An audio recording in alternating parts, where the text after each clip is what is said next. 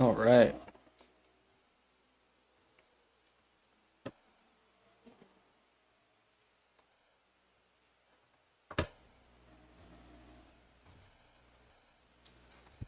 Nick Vuci interview today. Soon. Let's see. I should have done this earlier.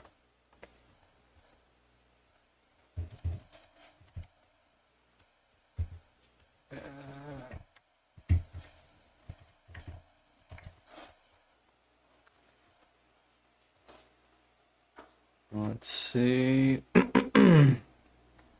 It's probably good, I guess. We'll figure it out. Should I just call him? It is 10. Alright, I don't know if the audio is gonna be working good or not. Hopefully. Your left ear. Yeah, unfortunately with Discord it was not working with my microphone. So I don't know if there's a way to fix this. Hey, variable, what's up? Hey, Delta Quartz, what is up? Yeah, I don't know if there's a way to fix this. I think we're gonna have to just live with the mono audio, unfortunately. Alright.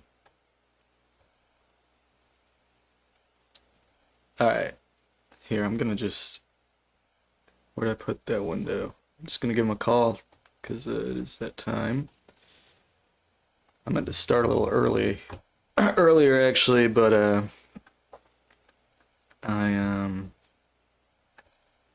I just laid around in bed. I didn't get any sleep last night. I had a recital this morning. Okay, let's see. How do I call the guy? Yeah, I did talk with him a little bit yesterday. I'm really looking forward to this. I think it's gonna be a good time. This will be our first interview on the stream. Hey, xenharmonic, what's up? So we'll see how it goes. Hopefully it goes well. All right.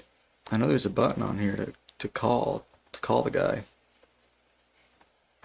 Make a call. How do you do? Oh, here it is. Start voice call. No, do that. Share your no. Turn on camera. Hopefully this works.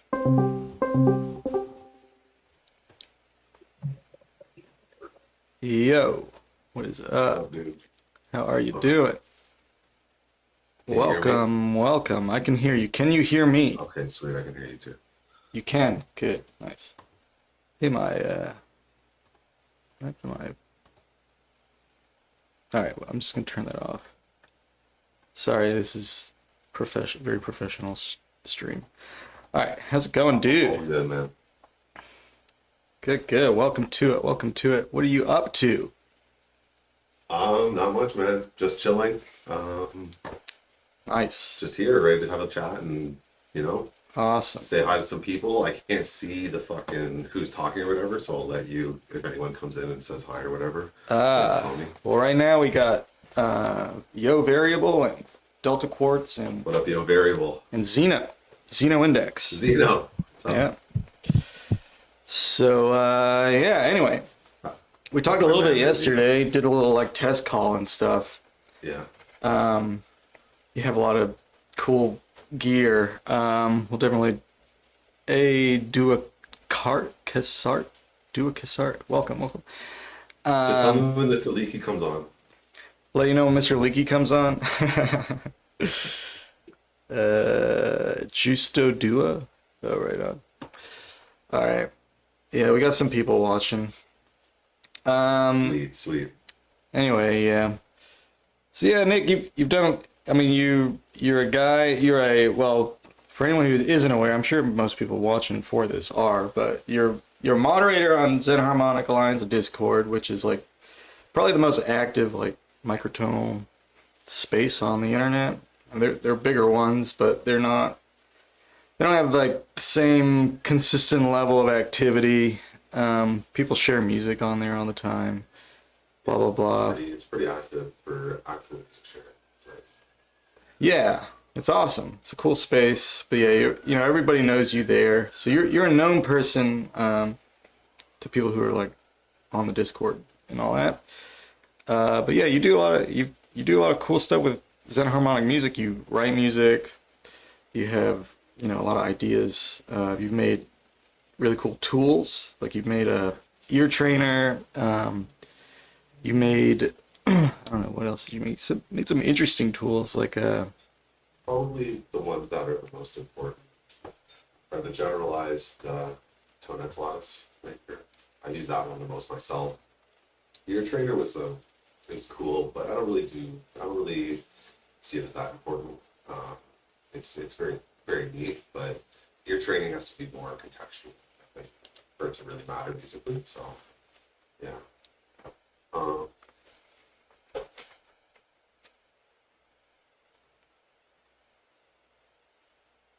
and that's the Tonnets. Hold on, let me go look at your website real quick. Tonets. Nice. Here I'm gonna take a look at it. The tools. Yeah, if you go on Nick's website, I'm gonna obscure your face for a moment, Nick. He's got his oh, there's nothing on there really, but he's got a ton of music. He's got like 30 something songs on here. Or maybe more. He's got a ton of music. And I didn't realize like how much music you've made and how much of it is microtonal. And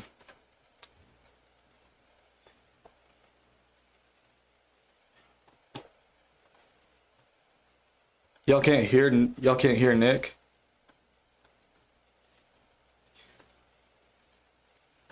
I can hear you. Here, I think, how do I fix this? They cannot hear you. Huh. Device. It got silenced. Was it when I put on my headphones? Here, I think there's a way to get your audio. So y'all were probably hearing him through my microphone. Let me see if I can fix this. You know, maybe we should have done more testing for the audio. Sorry, guys. Very, what? No, that's not it. Hold on. Huh?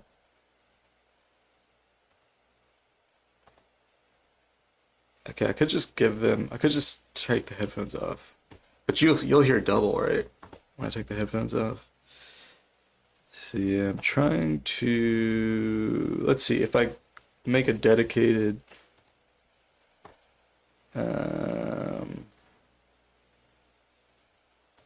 oops.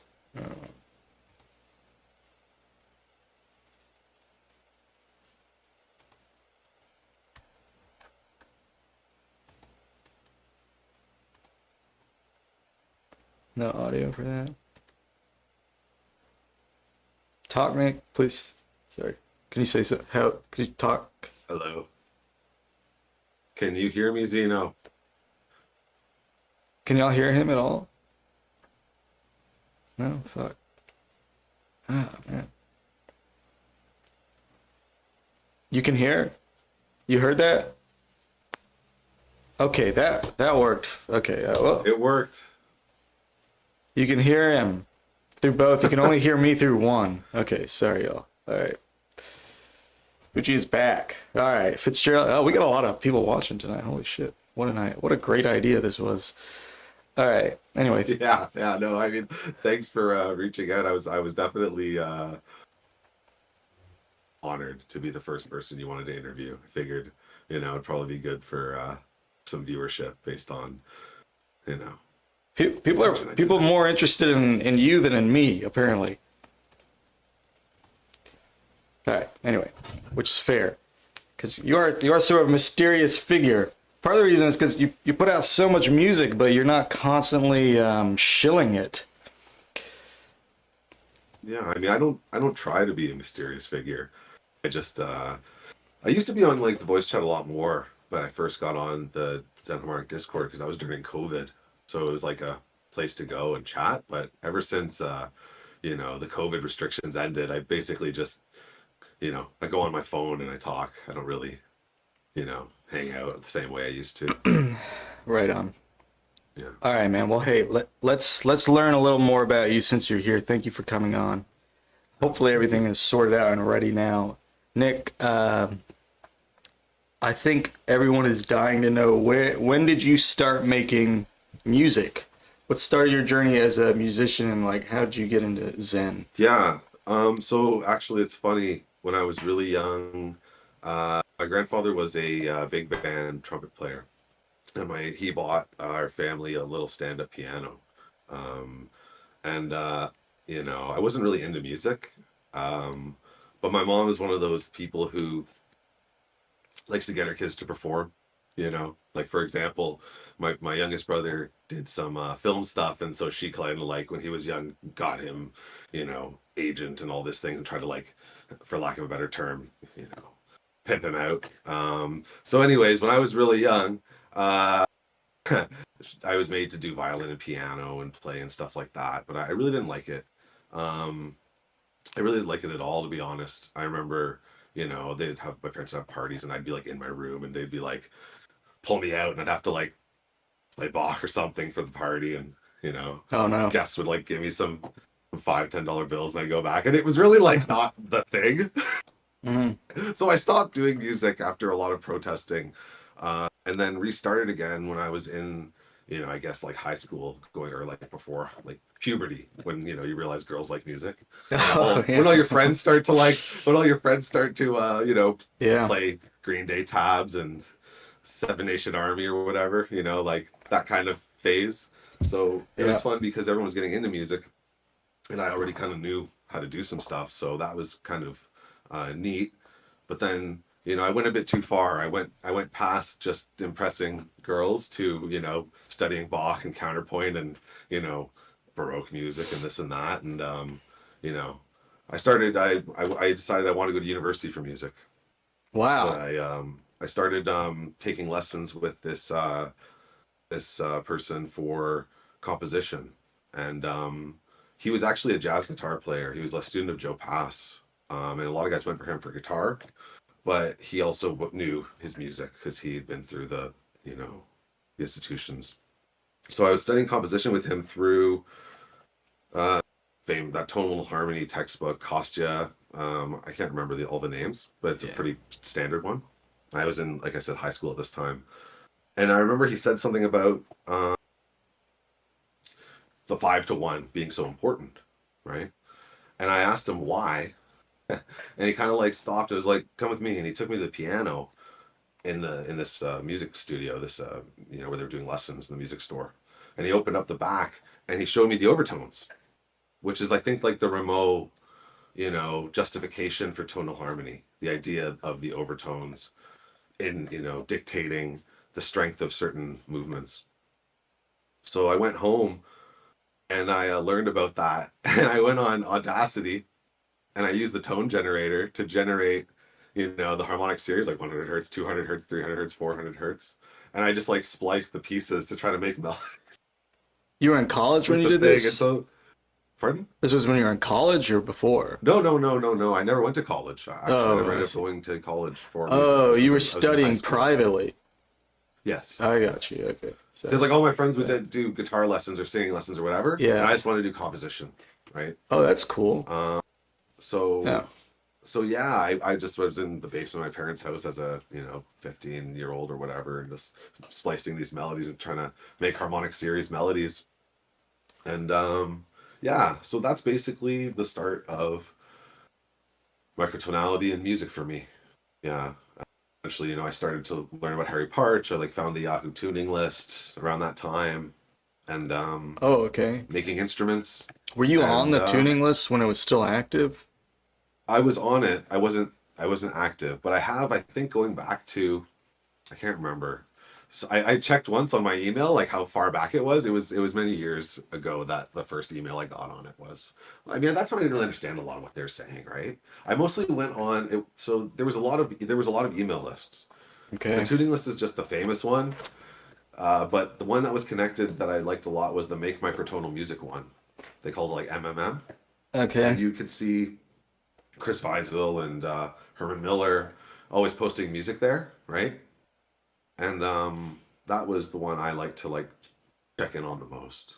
Make The tuning microtonal theory music. one, yeah. Even now, I don't really. Even now, a lot of the tuning theory stuff on the list is like you have to really figure out what they're talking about. So, as a 15-year-old, 16-year-old kid, 17, probably the latest when I was really plugged in, you couldn't. I couldn't figure out what the hell they were talking Were they about. doing RTT back then, or were they just figuring that out? Yeah. So at that time, they had already segmented away from these different lists, right? So the tuning list was the first one, and it was just like the catch-all because it actually started as a Mills College tuning list, which is the college that Mm. Ben Johnson was at, and Harry Parch Oh, okay. first did his stuff there, right? So they were the first ones to have an email list that was the Mills College tuning list, and then it kind of like split into different ones, especially as the RTT thing, started to come alive, especially as they like switched to Yahoo. And then it became like there was like tuning math, tuning theory, music making. Then it became a bunch of weird lists sort of split up, and yeah, yeah. So the tuning theory list is still considered the most like standard, but there was a bunch of other attached ones.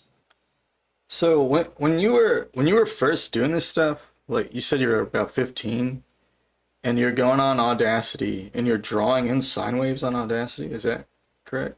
No, This I would take the tone generator, right? okay. And you can take a tone generator on Audacity and be like, make, 5 seconds of 100 hertz. And it makes a little thing. And you do that 200 hertz, 300 hertz, Oh, 400 hertz.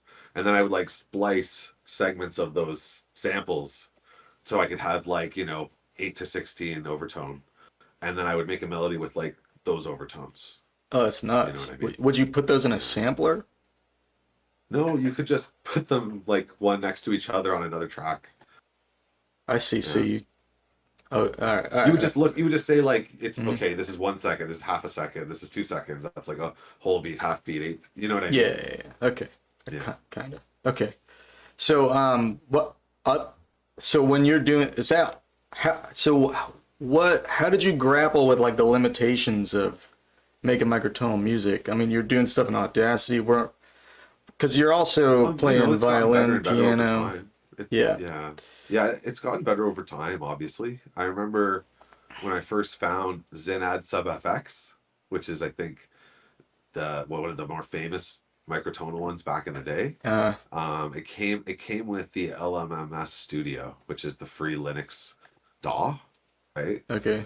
Um, that was really cool because you could just input, a Scala file. And before that, though, I like made instruments and stuff. I Oh, remember making really? like overtone Oh. flutes. I'd take like PVC pipe and cut them to length and like put membranes on them and hit them and that kind of stuff. Because I think at that time there was a lot of that actually, right? There was like a lot of like the Blue Man Group and people were on YouTube making weird PVC instruments. I'm sure there still are. So that Sure. was kind of yeah, and also just random things, copper pipes, right? You take copper pipe, cut the lengths, and tie it with string, so it's like a xylophone. There's a Vietnamese instrument where it's bamboo that's kind of like strung on an angle. I try to like make that with copper pipes, but Oh, it's wow. simple. Just stuff like that. Yeah, just stuff like that, and you know, How do you know that? How do you know it's in tune? Do you just pull out a tuner yeah, and you'd like pull a crunch the tuner. I numbers mean, you or would cut, you'd measure, right, and you yeah, calculate, and then you'd cut a bit more, and you would shave down to tune I see. it. Yeah, Nice. and at the same time, it was, um, you know, with that sort of stuff, with real instruments or with this sort of like it was very like Harry Parch inspired at that time because he was the only guy I could find really who you know approached this problem and like found a full solution to the theory and the making the instruments and the philosophy of it being exactly in tune all the time, having like sustained harmony, everything, it's not the Mm. most important thing. The most important thing is the musical affect of the new, intervals and the new things like that, right? You know Yeah. what I mean? Hmm. It's like is a piano always perfectly in tune? Like not Right. really, but do No. you get major and minor? Do you get that's an octave? Sure, right? Yeah. So as long as it had the effect of an overtone scale and it was distinct from a major scale, that's really all I wanted at the time. And plus, like I said, with Harry Parch, there was the idea that you're kind of you're imitating the human voice and you're having a lot of discrete pitches. Like it's not just a grid, right? There's a lot of movement and that was just a part of it as well.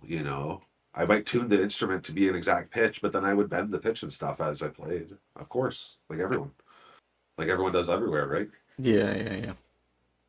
Yeah. I just know if it was me, I'd be going absolutely nuts trying to get it all correct. Yeah. Well, it's learning these things is progressive.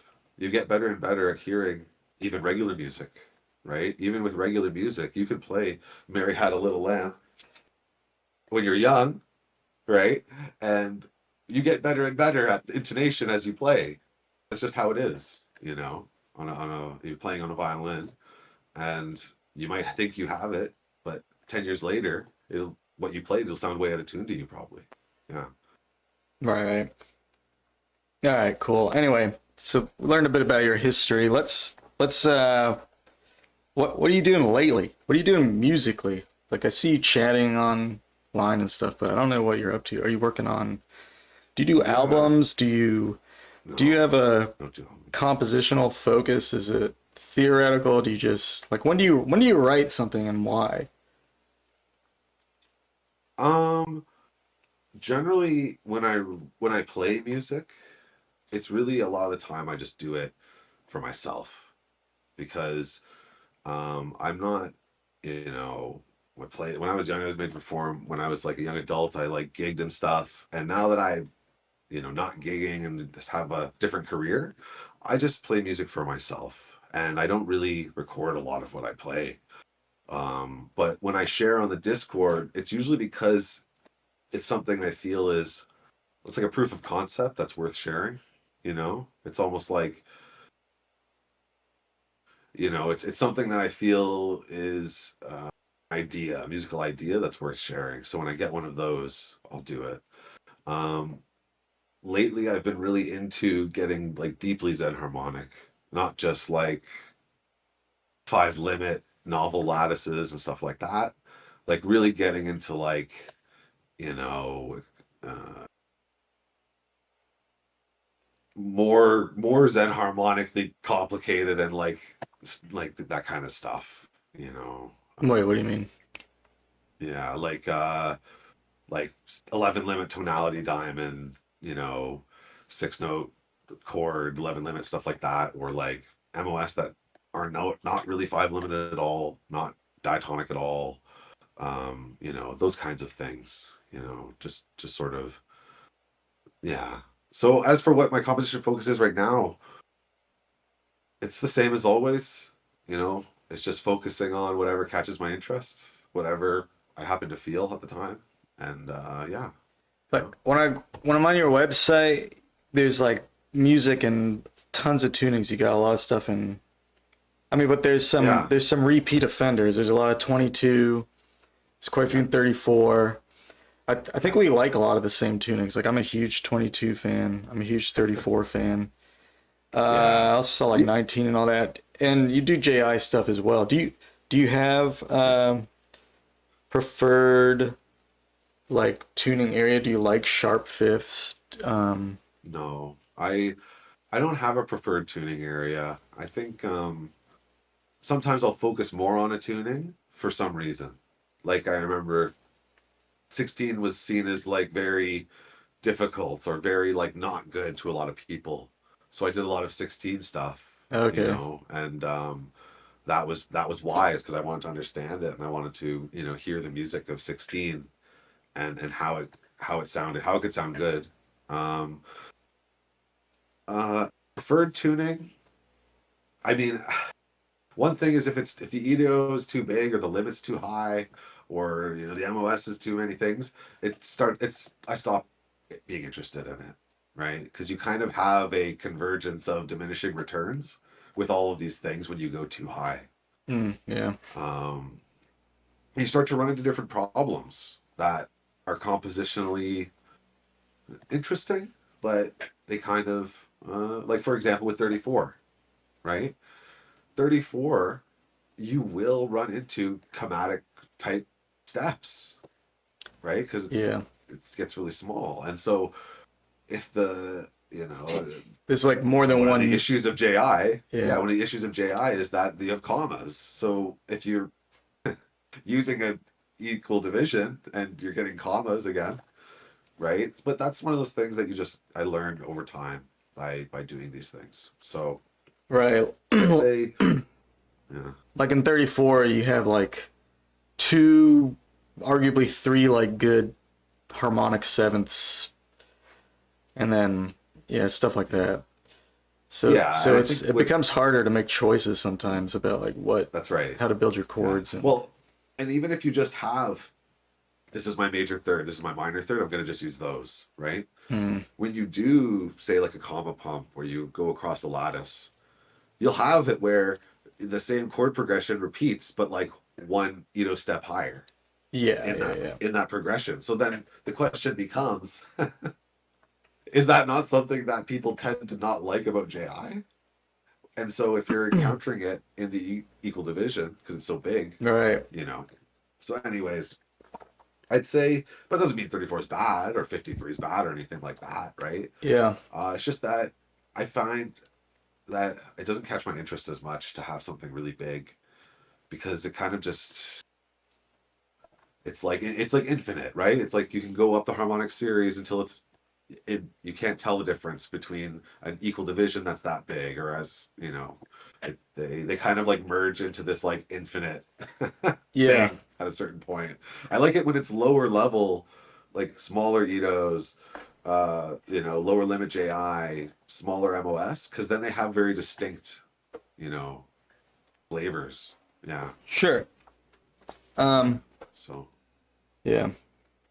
Well, you play like a ton of instruments, right? yeah, I dabble. I dabble. I wouldn't say I play as much as I used to because playing it requires practice a lot, right? To really like play an instrument, you gotta like practice every day. Right. Uh, Well, yeah, yeah. I'm not as sedentary as I once was. So a lot of time I'll have a week or two and I'll play piano and then I'll go off somewhere and come back and it's like I never practiced at all, right? So, but I like to play instruments. Same as with making music. I like to just do it meditatively for myself. You know, Oh, right now. well, yeah. Most of the music I play is like that, just like on instruments by myself. It's not stuff I record and share on Discord. Yeah. I see. So, is all the music you put up, is that all electronic? No. Well, I mean, most of it is digital, as in even if it is not electronic instruments, it is a digital rendering, right? Okay. Um, but no, there's some there that are like retuned samples or even modified instruments. I think I have one thing that is I have a recorder and I put like a putty on the holes and like tune them so I can Oh, play interesting. Tetracon 7. Like, Oh, yeah, yeah. nice. So like there's stuff like that there for sure. But yeah, I'd say, well, electronic music it's fun, it's fun and it's easy to do a proof of concept with electronic music, I find, right? Sure. Yeah. Like if you have like you're trying to show something, you can very quickly go on a DAW and put it all together. Whereas if you have to like, I gotta retune my instrument, I gotta, record it, I gotta mix and master all these things. It takes a lot more to just pump something out.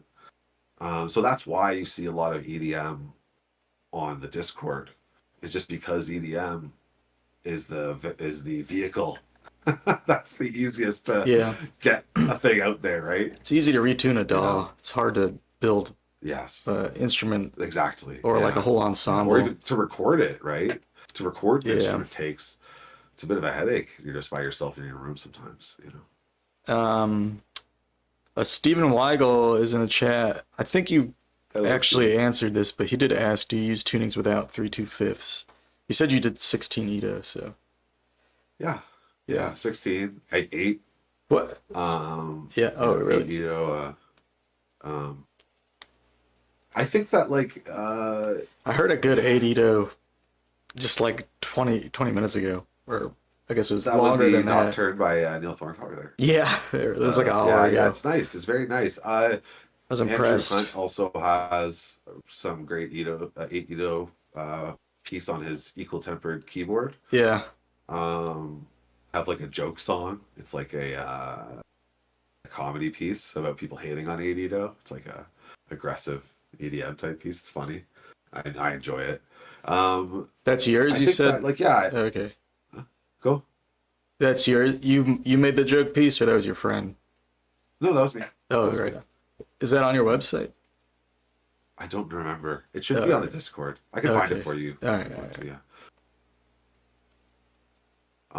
Yeah, I mean, using fifths is. I don't find fifths to be essential to make music.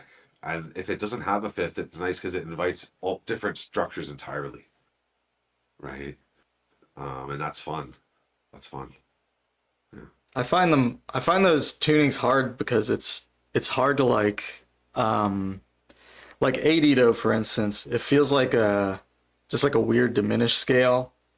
I don't know if you've ever tried writing music just in a diminished scale, but you can do it for a little it's two while. diminished but chords, yeah, basically a quarter tone apart, and that has its charms and its positives and negatives. it feels like it's hard to like establish momentum. Like you can make a vibe, and then it's like you're just in that. But I've heard cool stuff in it, so I mean, Well, if you want like a triad, of course you can't have a stable triad in the way you can with a fifth, but you also have a lot of minor thirds. yeah. You don't need a fifth really, and you have, there's a lot you can do, and there's a lot of structures that give you totally different things, and I think that's just fine. Is there an interesting structure that you think doesn't get enough attention, like xenharmonically? Like, because we all talk about dual fifths, bad fifths. We all talk about Bowl and Pierce, blah blah blah. What is there? Yeah. Honestly, that gets enough attention. I don't know about that. It's like hard to say. So many things get so much attention. So many more things get attention than I even care about. I feel like we know, and I, like Zen people, they talk about like stuff on the extremes all the time, but not as much like if a Edo is really good at JI, it gets a lot of attention, like 31, 41, I guess. I think over not as time, much, but when you look at like everything, a lot of things get attention, and it's just hard to see everything that everyone's focusing on. And I think I really like the 8, 11, 14 triad. That sort of I guess like machine kind of thing, or no, or orgone. That's it, orgone. The orgone okay. temperament triad, right? I really like that sound. 11 it's like what I use in 11, Um, but I don't think there's anything that doesn't get enough attention. I think what doesn't get enough attention is just the fundamentals, really. Yeah. I think that there's so much focus on, and there's nothing wrong with it. I'm not saying this is like good or bad, but there's so much focus on higher and higher levels of theoretical exploration, and not enough focus on comprehension of the basic core, principles of the thing, of xenharmonic music. Just like right? how you write a decent tune or how do chords fit together, even in, Well, I mean that's like the musical side, right? yeah, That's a very broad spectrum as well. Because I was talking with someone the other day about this. It's about like giving feedback and stuff, and it's like, well, how do you give feedback when everyone has a different musical preference? Oh, really, right? sure, yeah. Um, some people are really into this type of music that I just can't understand it at all. How do I tell? How do you know, and vice versa.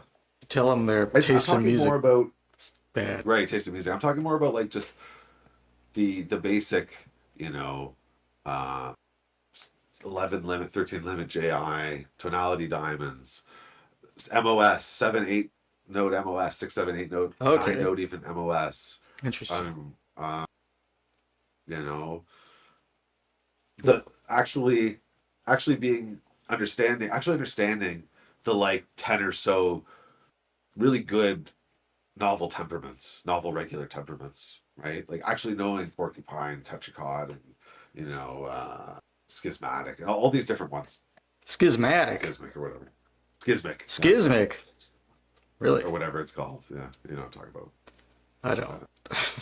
I've read the What's name. it called? 12 EDOs, something, 29, 53, I guess, are all in that area, but I It's don't know. basically there's a chart on the Discord, and it shows uh, a few temperaments that are not close to mean tone, because mean tone is like just so exceptionally good, right? But they're the closest to mean tone relative to all the temperaments that people have Well, found. mean tone gives And you the good 5 4, ideally, right?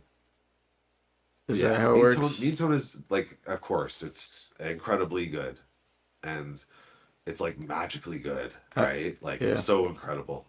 But what I mean to say is that like the temperaments that are closest to Mm. being that good, you don't see a lot of people really like exploring them as musical systems, right?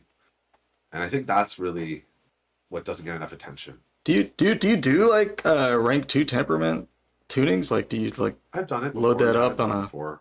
yeah.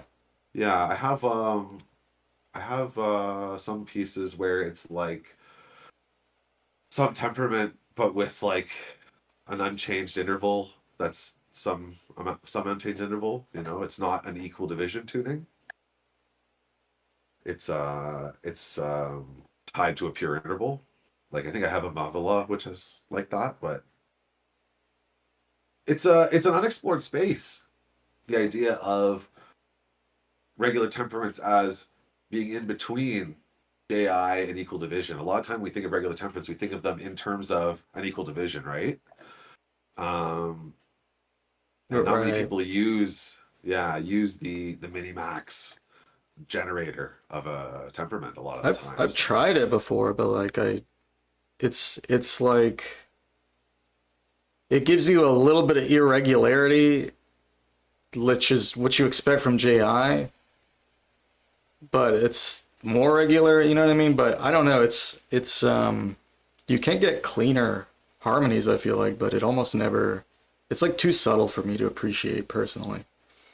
Right. I think that's yeah, it's one of those things, right? Like does it really matter if it's 31 equal divisions or if it's a perfectly tuned I mean, 5/4 yeah, and slightly right. off, right? Like Yeah.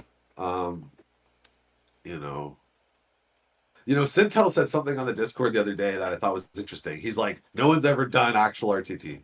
I think maybe you saw that or someone, right? And it was like, what does that mean, Sintel? And I don't know.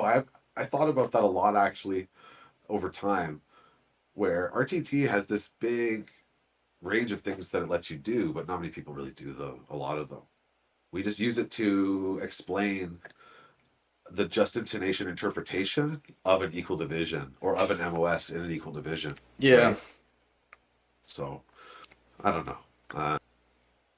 Yeah, more focus on the basics, more focus on like the fundamentals is what we're missing. And That's what I would for say. you, that includes like tonics and or I'm sorry, yeah, tonics and MOS Yeah, scales. lattices. I mean, lattices are a tool.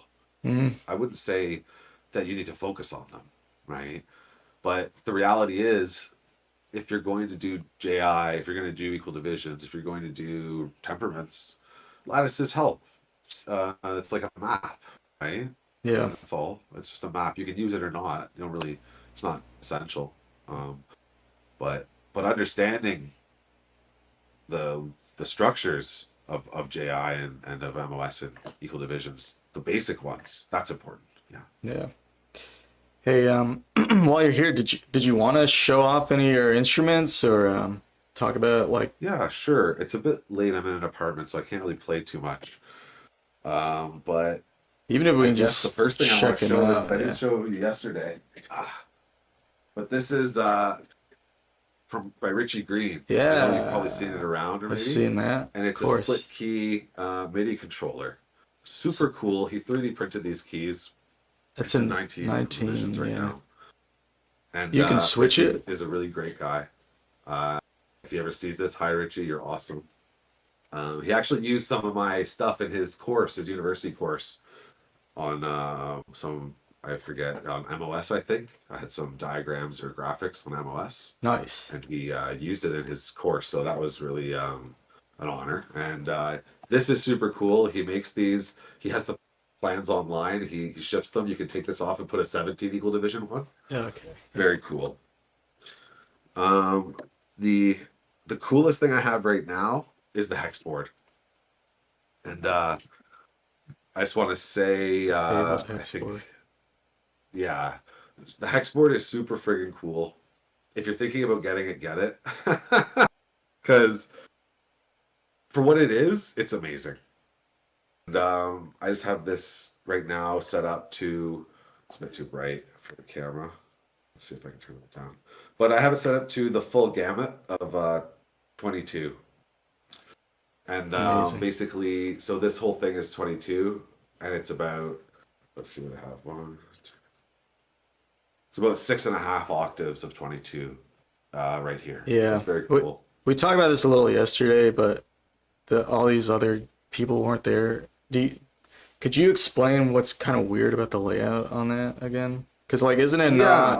I'll just tell you what's great about it first. Sure. What's great about it is it's portable and has built-in like synth and oscillator in it, so you can actually Yeah. plug this in like on a bus or you're at school or something, Yeah. and you can just put your headphone in one of these jacks here. These Yeah. and I didn't know that. And you That's can actually awesome. just play with like a triangle wave or a sine wave or whatever things, and it's an open source firmware, so you can do your own stuff with it too. So it's a portable synth. And there's tons of layouts, tons of equal divisions, tunings, and all this stuff. And you can also like change the scale, so you can like have a layout for an equal division, and then put some certain scale, and only those notes are lit up, or you can only touch those notes, which is super cool. Wait, what? But the big thing, how's that? You can get to only show the notes of a particular scale? Yes, Can you program what Yes. scale that is, or is it all presets? you could. You could. It's already pre-programmed, but you can go in and edit it if you want to or know how. Nice. That's awesome. Yeah, it's cool. So, for example, let me just. It's a hex board, Steven. So here I have it. I have it on Boson K. Wilson layout. It doesn't look like Boson K. Wilson because it's a rainbow, but I promise you it is. And there's different color layouts. We'll talk about that in a second. And so if I go here and I switch Doesn't the look like scale anything. to the diatonic, you see not only the diatonic is Oh, that's it. right. What? Yeah. You can't. And you can also make it so only you can play that. So you can switch between things and do all these stuff, and it's fun. The one thing, as you can see though, is, and I don't want to say, oh, this is da da da, because this is like 99% good. This thing, it's like really great, and you can customize it yourself. I just haven't got around to doing it. You can customize the Best thing about colors. firmware. Yeah, you can go in the firmware. Like you can go on GitHub and get the firmware and change things up yourself if you want. If you know how. So if you see every color, you can get it to make sense. Yeah, you could make a layout where all these are the same color. But there isn't a layout where they are all the same color. Hmm. And I wish there was. So that's one thing is because usually when you have Bozanke Wilson, it doesn't look rainbow. It No, looks it like looks like Boson three K. levels Wilson of or Boson K. Wilson, whatever we're calling it now. Bosanquet. You can say Bosanquet if you want, I'm gonna start right? saying Boson Quet. Bosanquet. Boson Quet Wilson. So basically, yeah, it's a really great. This is like my favorite thing I've gotten in a long time. Now it looks It's awesome. all like, yeah, 3D printed and it's all nice. And the back is pretty too. What Like the? that's pretty cool. Holy shit. Shaping the Silence. I believe Jared DeCook is his name. Okay. Great guy, and I highly recommend this that thing for people. Yeah. Amazing. I guess. No. It's amazing. It's incredible. I want. Oh, Good like keyboard. actually though, if you want it, like if you're thinking about getting it, get it. It's really good. Buy I've Hexboard. had more fun with that Hexboard than with almost anything I've had in a long time. Hell yeah. So I guess something else I wanted to show is just a principle that is important. I don't see it used a lot, and it's really useful. I'm going to show it with this fretless bass. So what I have here is a fretless bass, and I have just practice tape, fingering tape, like for beginner violin players. Yep, And yep. what this is it's fretted for 13. And one of the things about MOS that are so important is No. if you have a violin or a guitar or whatever, you tune it to like fourths or fifths, right? And then you have a consistent fingering. So you can go and you play the major scale with the same fingering on the two strings. You can do that with MOS scales, just generally. So with this, it's like 13, and I don't know if you'll be able to hear. I can't remember. Can you hear that? No. Do you have the noise suppression on, or? Oh yeah, I think I do. 1 second. Yeah, 13's a bold choice. Oh, I like 13. I do too. But... You hear that? Oh yeah. Yeah. Okay. So There we go. right. Oh yeah. And so the idea is that I'm playing the anartonic scale, just using a very consistent fingering across these keys because it's actually the strings are tuned in such a way that the large and small segments of an diatonic follow, right? Just like how in the major scale you can have it where you can play up to the fourth and you play from the fifth back to the tonic, and it's the same, it's the same pattern, right? From G to C and C to F, it's whole half and then whole half again, right? Yeah. So in other words, you're using the same fingering pattern on the two strings that are tuned a fifth apart. So the number of frets and everything is the same? Yeah, that's right. So with other MOS scales, you can just do this. And I think it's a really important principle for accessibility with microtonal music, right? You can use MOS scales to have a consistent fingering pattern on an instrument. And that's really useful. Right. So,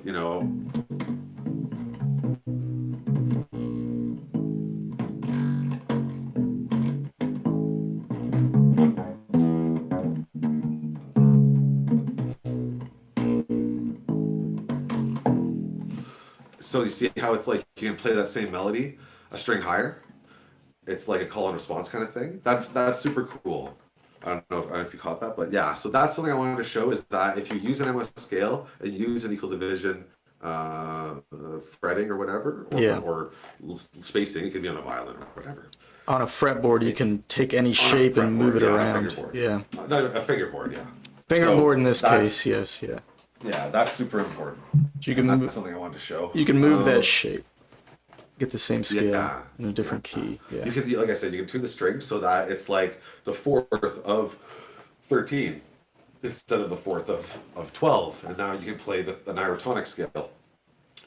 If it, whatever the layout is for the MOS. This Yeah. is something that I really like. It's I saw someone on the Discord get a lap steel, and they did a paper printout of 22. I thought, well, that's really cool. Hmm. I want to try that.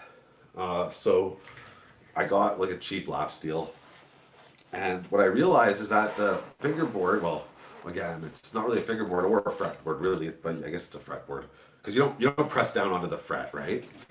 Is Okay. that it is you can actually like take it off really easily, and so you can actually take these off and put different layouts on them and put them under, and like screw it in or whatever. Yeah. And I'll plug this one in because you need For the people watching, the only reason I don't seem absolutely amazed right now is because I saw this yesterday. But trust me, yesterday I was exploding with excitement. and what do I have here. You have I use this little Pyrex rod, just like how Harry Parch did, obviously. And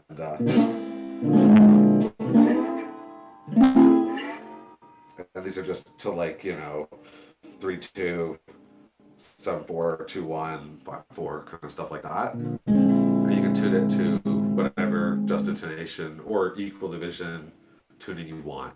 Usually these are tuned in a way that it's kind of easy to, it's like some notes are repeating, obviously, and it's like a fifth and another octave and whatever. Yeah. I like to tune them to hexachords because it's just fun. Hexachords. Anyways, Nick. the thing about this is that you can easily flip the fretboard around and easily retune it as well. So this is a really important instrument for xenharmonic music. And in fact, it was one of the first ones that Harry Parch did, was his adapted guitar. You can take that fretboard out and you can... So Yes. it has... Those aren't frets, those are just markers? This is just paint marker that I've done. I see. And Do you it's have you... actually had...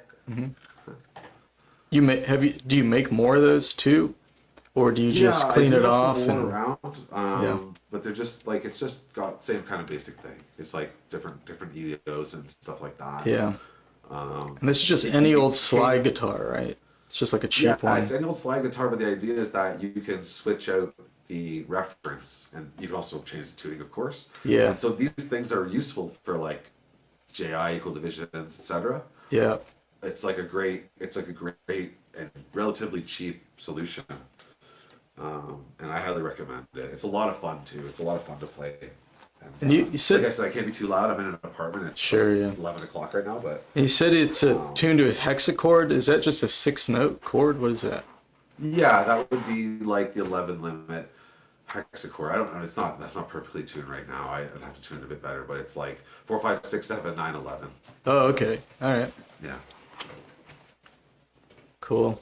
So, yeah. Also, like, again, I can't be too loud, but another thing that I really recommend is if you're into traveling around and if you play violin and if you're into, intonational, like versatility, like being able to do a lot of different intonation. Yeah. If you want to play in a lot of different I highly tunes. recommend some type of viol, but I especially recommend the erhu, which is like the Chinese violin. And this is a coconut hu or whatever. It's not standard. This one is with a coconut. But the thing about these that's so cool is they have 2 strings, so not a lot, and they don't have fingerboards. So you can get a lot of intonation variety with just pressure, with very subtle movements. On the violin, it's a lot more like you really you get it, and you can move your finger around. But with this, it's a lot more like I don't know, open. And another thing about it too is that the violin, to anyone who's ever played, it's not great physiologically. It's a very hard instrument on your physiology because I think violinists and violists have the most, musicians' dystonia and injury out of all instruments, pretty much. Oh, right? yeah. That makes sense. And that's because you're like holding that thing up. It hurts to even think about it. to be honest. With this, it's a very ergonomic instrument, and you can get these relatively cheap. Like you can get a beginner arhu for less than a beginner violin, and they're very versatile. You can switch the strings out with other things. You have this little thing here. I have this folded up hemp cloth, but you could use different sponges and stuff. It came with a shell, actually. It was a shell originally. Interesting. And that changes the sound too. So the string changes the sound, this changes the sound. That's a and you coconut? can change them out to like anything to experiment, right? I highly recommend Arhus for anyone who wants to do microtonal music, who likes to play violin or likes to play cello or whatever. Neat. Yeah, so I mean, I got some other random things here and there, but that's basically the ones that are, you know, right here that are worth showing. Like I said, you can do this with anything, right? You can cut pipes and put them together. You can take a plastic recorder from the dollar store and put putty on the holes and, you know, retune it. You make the hole a certain size. You could make, if you want real instruments, there's a lot of options, cheap options, without buying like a, you know, something crazy. Yeah. So you're saying you can get into xenharmonic music without having to buy a Lumitone? You can get into xenharmonic music with basically nothing, with anything you want. Yes, you don't need a Lumitone. I know that's a thing. People are like, oh, it makes it look like you need the Lumitone. I don't think the Lumitone implies that you need a Lumitone to play microtonal music. I think that's an interesting idea. What do you think about people singing? Like, should that be legal? No, straight to jail. Strings Singing only. Singing is the essence of it, of course, right? Of course, singing is the heart and soul of this thing, music, and xenharmonic music no less. Right. Yeah, you know, like when Harry Parch was exploring this stuff 100 so years ago now, the idea was that he wanted to express human intonation better. You know, it's like he wanted the music to sing better, to talk better. Yeah. And I think it's just a fundamental part of music, of course. Trying to be more organic and authentic and just in the moment and human and expressive. The human, expressive. That's Hey, right. Human, raw. You know, like not so rigorous, not so refined. A little more dirty, a little more, you know. Yeah. Yeah, a little more vulnerable. Like I think singing is, everyone should sing first. To be honest, like when you're doing ear training or you're doing scale studies or you're doing any of that, you should sing as well, because singing is where you get a sense of like the song inside of the scale, right?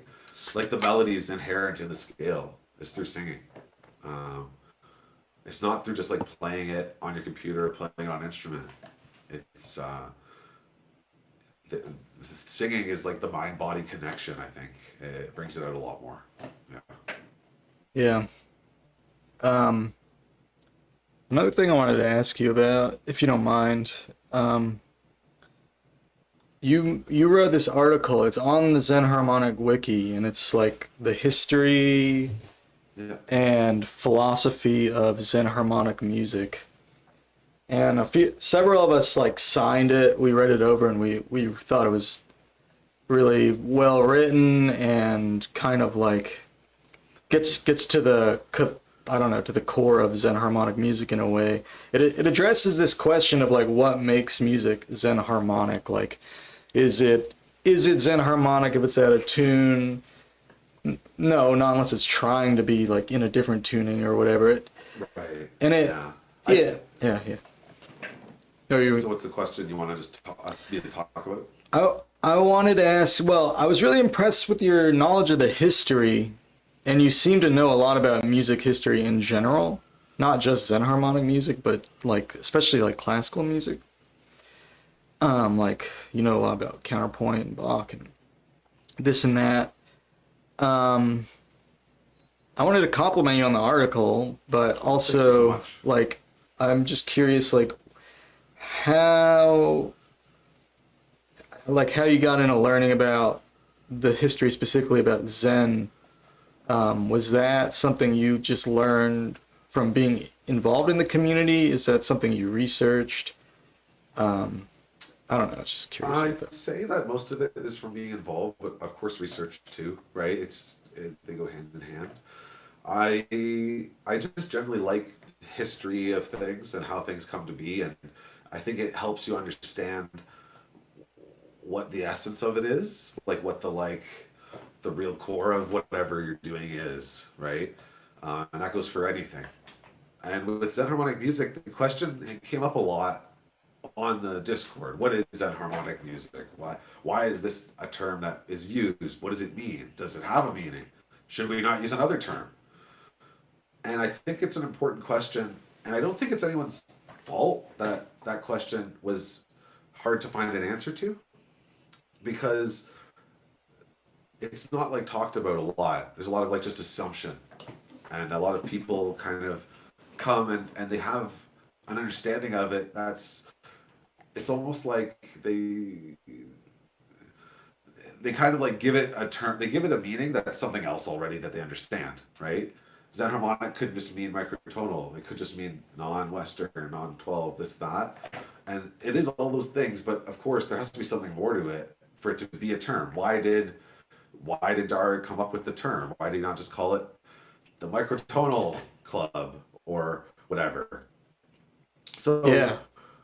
um, the thing is like I already knew about Harry Partch a lot, and I understood this idea behind his music and philosophy.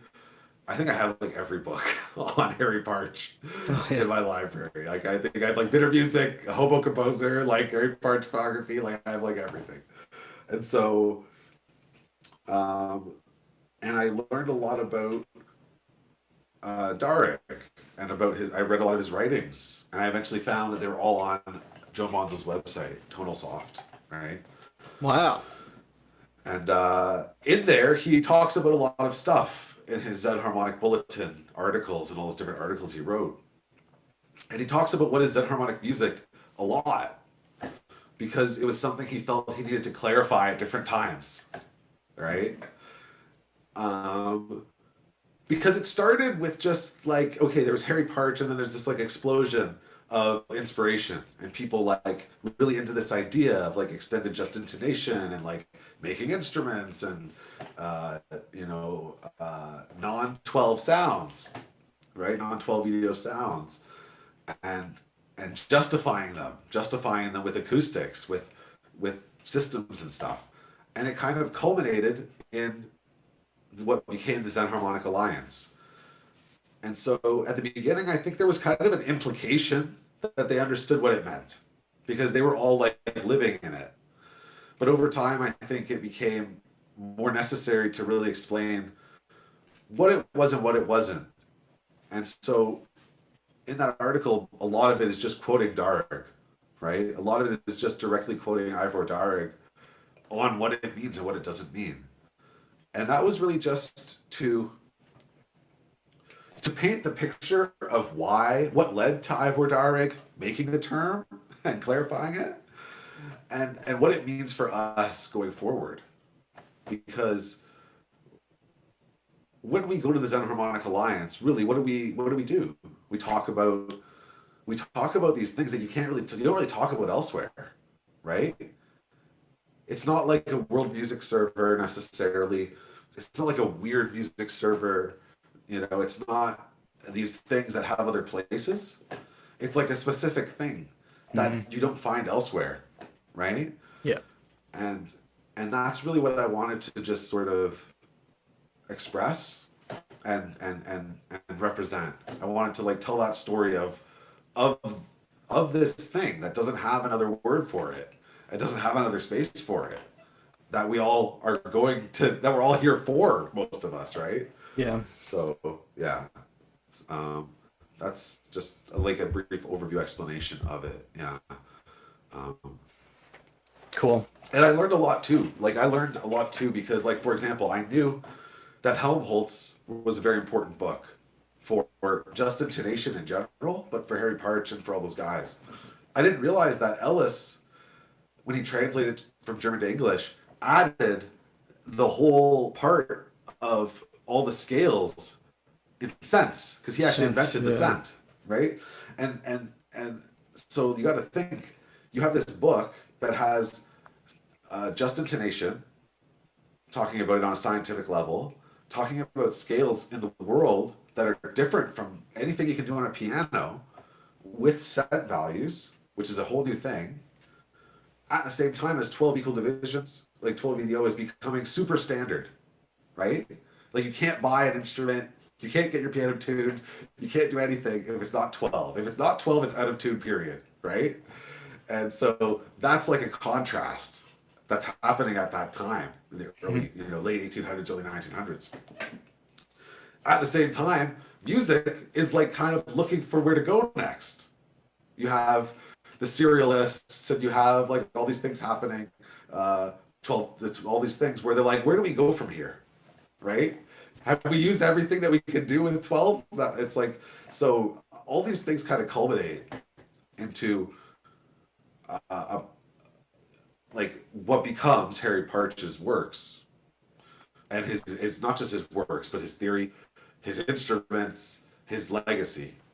That legacy is like, that's Ben Jonson, that's Wilson, that's all these guys, and then they kind of form this informal network around this inspiration, where they're sharing, recordings, and they're sharing theories, and they're doing newsletters and like all this stuff, and that informal network becomes the Xenharmonic Alliance, and that informal network becomes the Mills, partially the Mills tuning list, which becomes the Yahoo tuning list, which becomes Xenharmonic Alliance Facebook, which becomes Xenharmonic Wiki, Xenharmonic Alliance Discord. So it's like it's actually a thing, it's a real like lineage. All right. And I guess like expressing that was really the thing I wanted to share. Because if you don't know where you're coming from, you don't know where you stand, how do you know where you're going, kind of thing. Right. Right. So it's relatively recent too. Right. Yeah. But if you don't mind, Zen Prism asks, what book? I think he's asking about the Helmholtz book. Oh, Helmholtz, On the Sensation of Tone. On the Sensation of Tone. I'll type that. Yeah, Sensations of Tone. It's like it was a really big psychoacoustic text, or early acoustics text, and it was Hermann von Helmholtz was a very famous scientist, and he wrote this book in German that explored the just intonation reality behind human hearing and acoustics and stuff like that. And then this got translated by a guy named Alexander Ellis, who it got translated to English, and he invented the cent, first of all, which we all know, right? All know and love. An octave. All know and love. And fractions of cents. He had, right, that's right. And he added a whole section, which were scales that he had found around the world, and sort of recorded what sense they were at, right? And so this book was like hugely important at that time, and still is a very important work, of course. And that book became the inspiration for a lot of different people for a lot of things. There were actually a lot of people who did just intonation stuff, but the thing is, a lot of them didn't make music, and they didn't make a lot of instruments. There's a lot of theory. There's like some compositions. There was maybe some people who did like one instrument where they like got really, they're like, this is my just intonation keyboard, and it plays, some 5-limit temperament that's not tone. It wasn't until Harry Parch did his stuff that you had a whole thing where it was a body of musical work. It was a theory, an important theory. It was instruments, and it was something that people could like really grab onto and like go outward with, because after that there was Bart Hopkins with the music making newsletter. There was Xenharmonicon. There was the overtone one. There was interval. Like all these things came out of that. where it was like some people were making instruments, doing JI, and just doing. It all came from like that. I think John Schneider said it. He said all roads of American microtonal music go back to Harry Parch, Mm. and that is really true. It is really true. You know, whether you like him or not, or his music or not, his influence is not really debatable. And yeah, so Helmholtz on the Sensations of Tone. That was the book that sort of started this thing for a lot of people, and for Harry Parch, you know, most important, I think. Part of it, I guess, was just like codifying the intervals and understanding like people's perceptions on this sort of more molecular, trying to be like objective about it. That's right. Yeah, trying to find an objective basis, right? That's really the thing about JI, right? Yeah. It's an objective basis for a tonal framework. You don't. It doesn't mean there's no other way or you need it or whatever, but it's something that's like kind of inherent and universal that you can reference. That's why it's so important, I guess. Yeah. Nice. So we talk a lot about the history and all that. What do you think about the present and the future of Zen? Do you have any thoughts about that? Are you excited about where we're going? Do you have any predictions? Do you think we're about to explode in popularity? Explode. I mean, I hope we don't explode too much. Exploding can be good or bad. I'd say I don't really have any predictions. I think it's not so much like where I think it'll go. It's more about what we as people in it do with it inside of our own thing, right? It will or will not explode based on a bunch of different factors.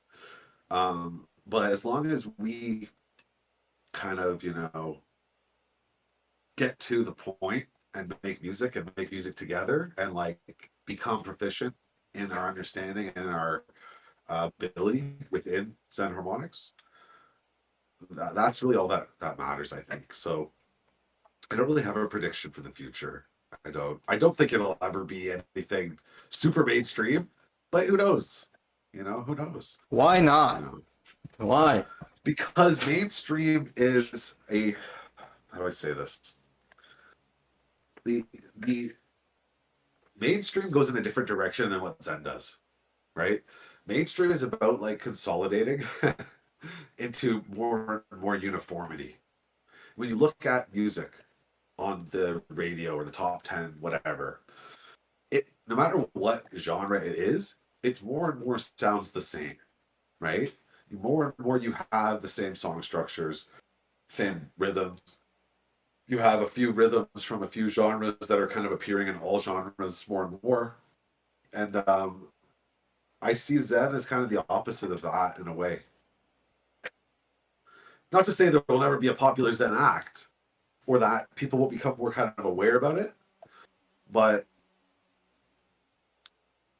12 equal divisions is really good because everyone can kind of like learn it and then go, right? You don't need to think about it anymore.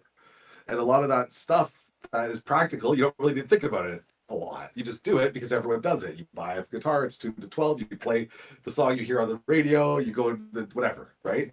Xenharmonics doesn't work like that. You know, say there's some 22 song that gets popular, and people are gonna like wonder what the hell, how the hell to play it. Right.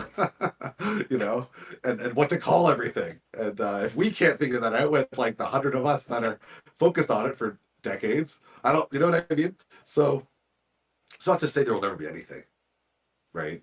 I just think that the future of Zen is to say it's going to keep going.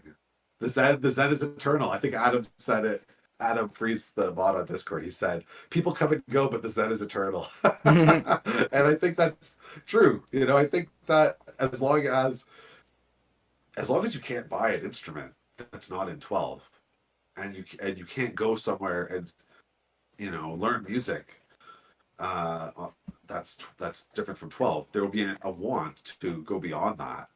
and Zen is where that happens in an intentional way, I Yeah. think.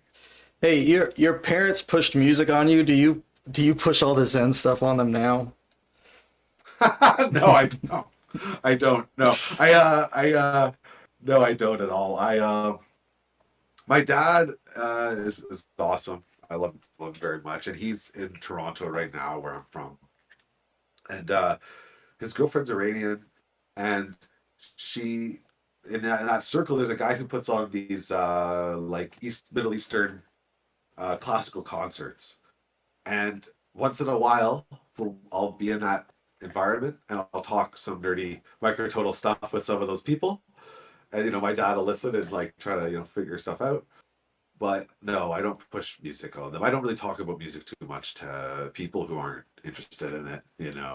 I'm not one of those people who's like, oh, come hear this lick. Oh, hear my song. You know what I mean? Like, Yeah. I don't pester people with music. That's why I wanted to interview you specifically. That's why I reached out to you. A big part of it is because, I know who you are, and I know you're making music, but yeah, you don't tend to promote yourself that much, and I thought it'd be cool to Yeah. kind of give you some spotlight. And I Oh, do yeah, want people appreciate that. watching the interview. Nick has good music. I mean, I've linked his website in the video description. He's got some useful tools, cool ideas. Go to his website, check out his tunes. He's got a really good one in 27 Edo and a lot of other good ones. Yeah, it's like that 40, was fun. 40 That songs was on there fun. or something. So, Yeah. um, nice. Well, hey man, is there anything else you want to say? Is there? No, I just want to say thanks for having me on. Thanks for having a chat. It's really nice to actually talk and not just be typing. I know that when you type on the internet, it's very hard to come across as like, as a person. Yeah. It's like, text always looks so severe and so to the point. And it's Hey, nice to be able to. hey, sorry to cut you off, but hey, dude, what if we take questions from the chatters? Oh, sure. We Yeah, have people here. Does anyone absolutely. have any That'd be great. questions for Nick? Does anyone want to ask Nick anything while he's live on the camera? Variable says, amazing interval, very insightful. Mr. Leakey says, he's really fantastic. Hooray for Professor Vuccio. Adam Freeze Thank you, Mr. says, Leaky 666. Adam Freeze says, the Zen will endure. Richie, hey Richie, says, this has been excellent. So good to see your face, friend. Thank you, Richie. It's great to. Pastenkapi, I don't know if I said his name correctly, but this was fun to watch, or their name. And Delta Quartz is here as well. So glad to hear more from the great Nick Vuci. Fred G. Ed. Says, don't worry, Nick, you're among the people on XA Discord who sound the most like a person already. Holy moly. Did you hear that, XA Thanks, people? Fred. You guys aren't people, but Nick is. Xeno Index says, nice. No, Nick, you're a person. You're all people. People are people. But no, you're a guy, man. Stephen Weigel Thanks, man. does I have am a guy. Stephen Weigel does have a question. He says, Nick, do you think 12 would ever be replaced by another tuning? Great to see you. Smiley face. No, I don't. I mean, like, as far as a standard, no. I think that, well, ever is a long time. If we're talking like 10,000 years and humans are still doing our thing and all this stuff, possibly. But as far as like in modern, society, the global society that we have now, no, I don't think so. I think it's too baked in. It's too baked into like the factories and the organizations and the software and the musical education and musical language. It's just it took a long time to get to where 12 was where it was. There's a lot of things that led to that, and for those things to just be replaced by something, it seems very unlikely. Like, I just don't. It'd be tough. I'm not a fortune teller. It could happen, but I don't think so. Right. Hey, we've done a lot of talking. Xeno Index says, I'm a real human. Of course he is. He's not a robot at all. Not a bot at all. Oh, Zen Prism asks, out of all the tunings you've encountered, what is the strangest one? Strangest tuning. Strangest one. The strangest one. It's hard to say. I really like 37 because of how it misses the 3 and is so good with everything else. I think that's really cool. And in that way, it could be strange because you have a really strong focus on groups of JI primes that don't have 3 in them. 11 is pretty cool because it's so close to 12, but it touches a very different JI group, right? It touches that 711 kind of group there, the 2711. 37 is good. 37 is really good. I would say for Strange is not in tuning, right? Strange is in what you do with it, I think. You can have Interesting point, yeah. You know, like of course there's some where you could do more things that are less strange than others. Yeah. Like there's more diatonic 5-limit stuff. But even in tunings that have very good diatonic 5-limit stuff, like 31. There's a lot of weird music in 12. I mean. There's a lot of weird music in 12. That's not like 19 is pretty much a standard one, but you can do like a semaphore, which is pretty weird. You know, it's a pretty weird sound. What'd you say, semaphore? Yeah, like where you have a fourth and a fifth, and then you divide each one in half. Like the fourths you divide in half. You know, like semaphore. 19 and 24. Yeah. Semaphore. Yeah, that's right. Half of a fourth. So I mean, there's as for a tuning, it's not so much tuning as it's like what you're doing with the scale and the harmonic structure, right? Mm-hmm. And weird is relative because someone might find something really weird that someone else doesn't. Like if you have really like strong ear training and you really can like do 12 equal ear training, right? And you can like tell this is a, first inversion minor 7th chord, and this is this, all that stuff, right? When you hear some Zen stuff that's 5-limit but just a little off, it'll really tweak your hearing. But if you don't have that fine of ear training, it won't. So what makes it weird is really who you're showing. It's your audience and you. Same with anything, right? The tuning's just a tool. The music and the affect of the music is a conversation between you and who's listening. Yeah. Right. So there's more to weirdness than just tuning. But there are weirder tunings, and 37 is a good weird tuning. And there's 37 is like the first thing that came to mind. Yeah. Yeah. And then there's scales that are weird, like semaphore, that are good. Scales that are weirder for sure. Yeah. Paleax says no 23 mention. I'm gonna freak out. Can you calm him down? You know what? I said 11. And 11 is to 12 as 23 is to 22, basically. So I'll just say I spiritually talked about 23. That is a reach. No, I mean 23 is cool, but I wouldn't say it's like it is a weird tuning. It's in the weird category, sure. Yeah, for sure it is. Dua Cesarte says, "Excuse my question. For tuning, we're referring in how much tones we divide the octave right. Sorry, I'm very new into this." Yeah, when we're saying equal division or EDO, which EDO stands for equally divided octave. So it's yes. How many notes we're dividing the octave into? Yes. Yeah, but for clarification, Dua, we're talking about any like non-12 tuning. It doesn't have to be an equal division of the octave. But yeah, just weird tuning. So you could do JI or whatever. But yeah, we're mostly talking about equal divisions of the octave and just intonation. Okay, well, hey, how's everyone feeling now? Are we good?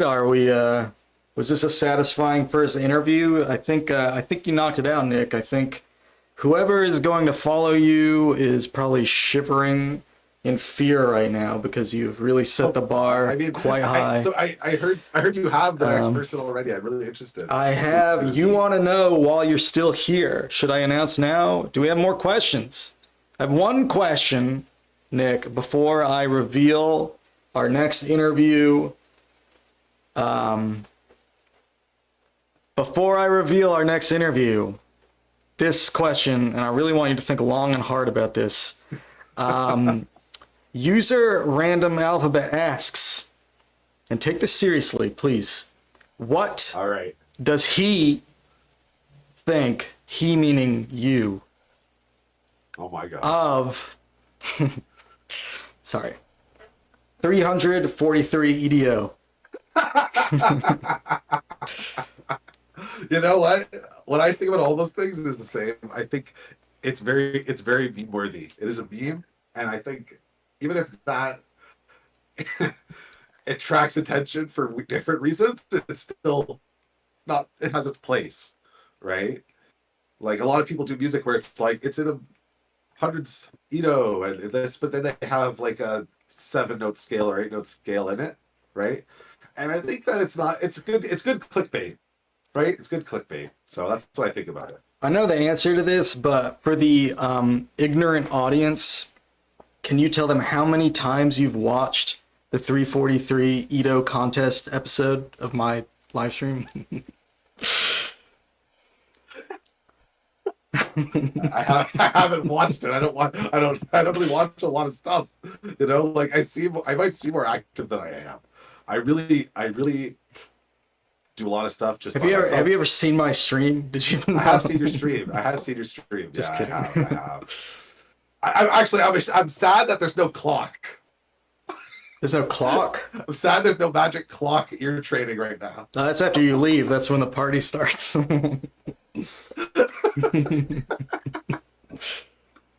Going straight into ear training after this. We're laughing, but I'm being completely serious. Oh no, I believe you. Actually, to be honest, I just gotta say, I have watched your stream, and don't take this the wrong way, but it's really funny when you get frustrated at the ear trainer. It's like it always makes me smile when you're like, "Fuck this thing." That's not funny. I'm suffering, man. That's why it's funny though. It's like the pure distillation of the total shit of life. Well, All manifests on that fucking ear trainer, man. I don't know what the. a lot of people back when I first made my ear trainer, and a lot of people were they really wanted a leaderboard like with that one, Yeah. right? And I refused to do it Mm. for that kind of reason. I think it's like fun to have some competition or whatever, but it's besides the point, you know. Oh, I have the most perfect pitch. I can have the best score on the ear trainer. Like, who cares? You know, like who cares?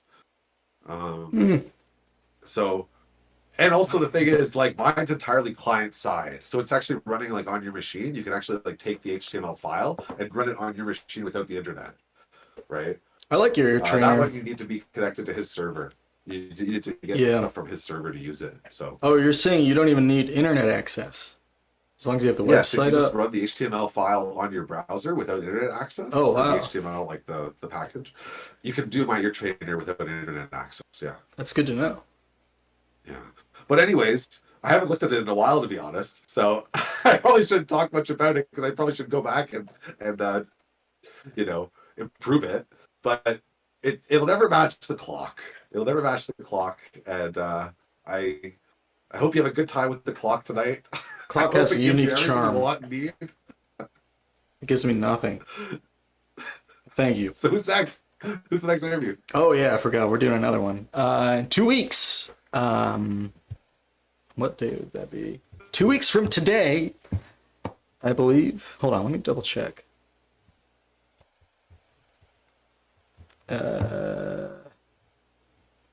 Sorry.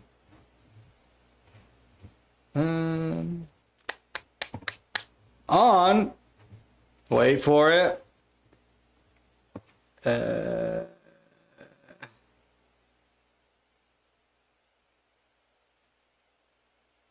Wait, where is it?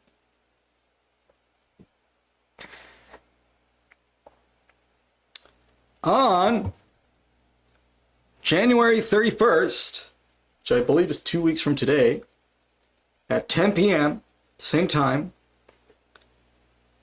we will be talking with Delta Quartz. Delta Quartz, everybody. Oh, that's a great who's second one. I'm excited for in the that. chat right now, I think. Yeah, if you guys haven't heard the music this guy's putting out, it's fantastic. Yes. I really, the very first time he posted on the Discord, I was like, this is of a different quality than we're used to. It's much higher quality. It's much more musical than you usually see. And I'm excited for that one. Yeah. Yes, I felt the same way. I was very impressed. All right. All right. Well, Take shit, care, man. guys. Nice to chat. Nice talking to you. Thanks for coming on, dude. Yeah, no, thank you, Gordon. I appreciate it. Thanks to everyone who came and listened. Sorry, Domin, you're asleep right now. I'm sure you'll watch it later. Domin, not Domin? Oh, fuck. Yeah, or Domin, whatever. He basically was like, oh, the thing that sucks is that it's going to be on when I'm asleep. I was like, oh, well. He should have woken up, Sorry, man. No, sleeping is more important than listening to me talk about microtones. That is true. I don't know about that. And, All right. you know, so thanks a lot. Nice to hear from you guys and be able to talk at you guys. I guess I'm not used to this. Hell yeah. But, yeah, I'll see you guys online. Hit me up anytime you want. Any questions or anything, I'm always available. I'm always happy to talk about Zen with anyone. Go talk to Nick Vuci, everybody. And yeah, Nick, you're welcome back anytime. Well, not anytime, Thanks, Gordon. I but appreciate it. pretty much anytime. All right. I mean, you got to ask. But Take care. Take care, right. guys. Have a good one, dude. Okay. Nick Vuci, everybody. How was that? How'd you guys like that? That's great, right? Nick Vuci. All right, how do I get back to regular?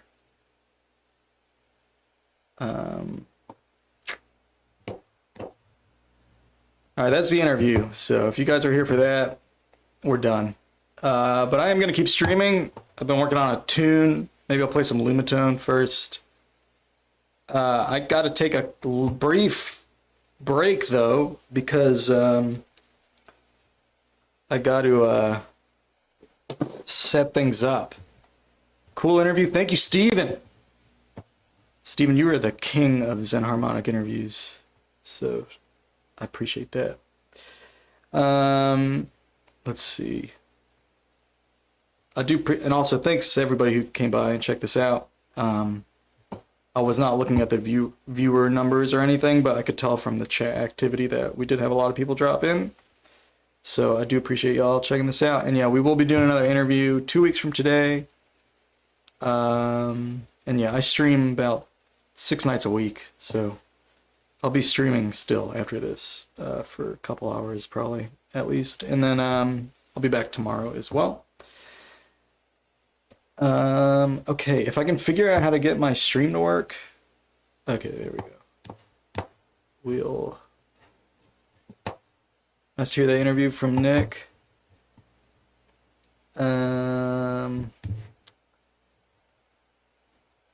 Yes, that was cool. That one. It's good. Yeah, I talked to Nick. How do I get this shit to go back to how it was? Oh, man.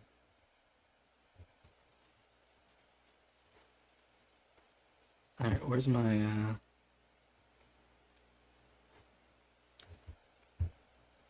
Why is it so small? Why did it, like, reformat all weird?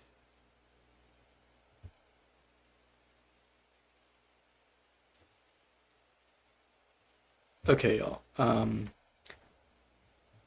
am gonna get the Lumitone set up and all that.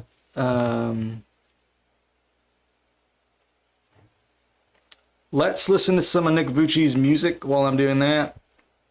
Again, you can find all his music on nickvuci.com. Well, not all of it, but a bunch. I'm gonna take 5 When I return, I'll play some Lumitone, and then I'm working on this song I've been working on for a while. I'm gonna try to mix it a little bit, finalize it, all that. All right, I'll be back in a few.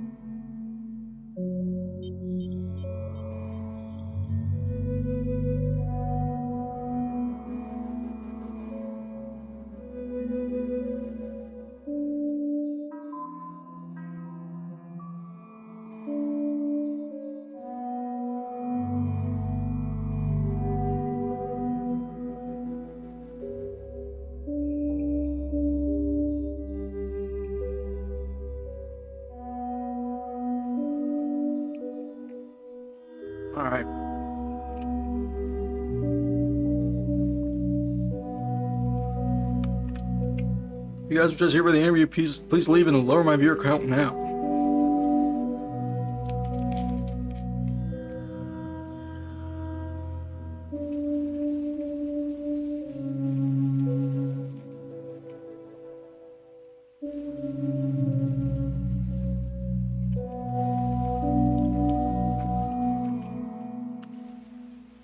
Frozen Terror. Oh, that guy.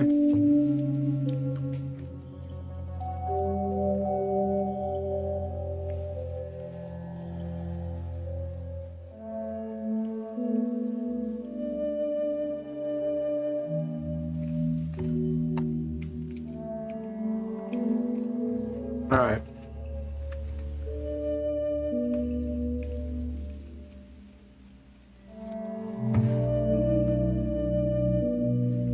Well, that was that.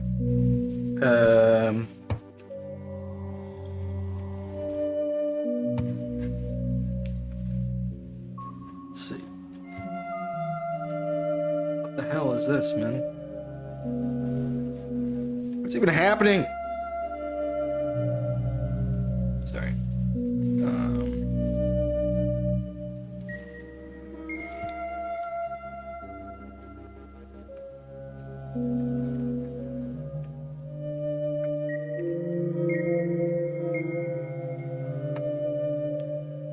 Yeah, and if anybody wants to do an interview, well, you have to be like a microtonal person, first of all. But you can just message me. Okay, why is this here? You can message me. I will not message you. Ever. So don't wait for it. Oh, well, let's fix the, let's fix it.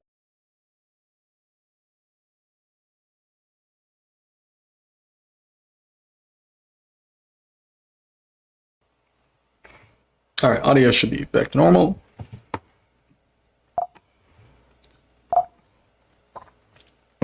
You are late, Melee.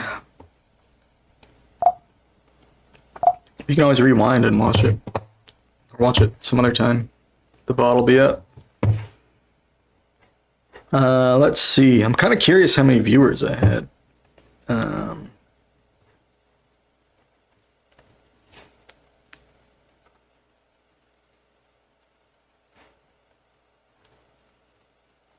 What? It's weird. All right. No more music? What happened? Just listen to that one. Just listen to that one. Listen to this one.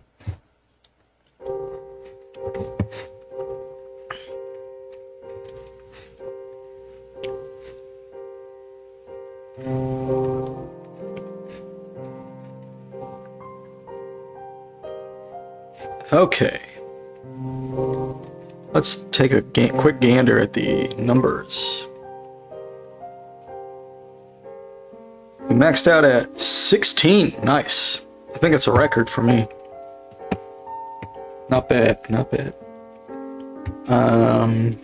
So yeah, our next interview will be in 2 weeks. If anybody else wants to do an interview, message me privately, please, on Discord, or send me an email. Let's noodle around on the Lumitone. Haven't played much Lumitone lately. So we'll do some of that. Just need to go wash my hand real quick.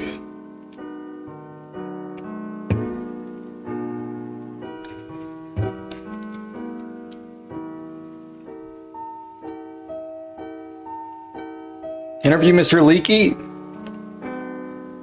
He's got to submit a request.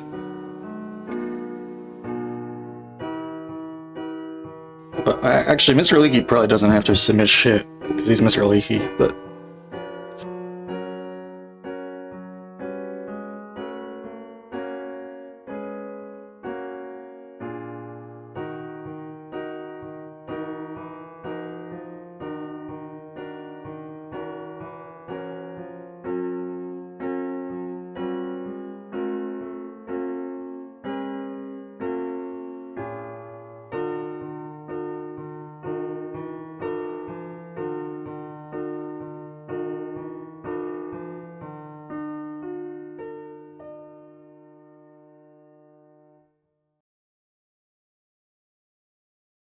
That's not right. Why does it look like that?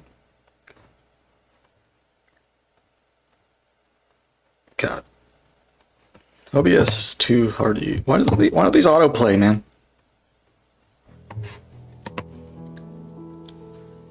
Love MLK in the corner. Dude, why is this massive? It's like bigger than...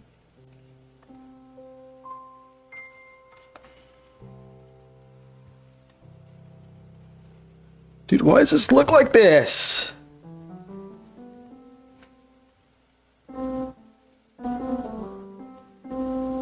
Dude, I'm so pissed off. What's a plugin for a DAW? Bro, are you asking about Zebra? Zebra is a software synthesizer, man. You gotta learn...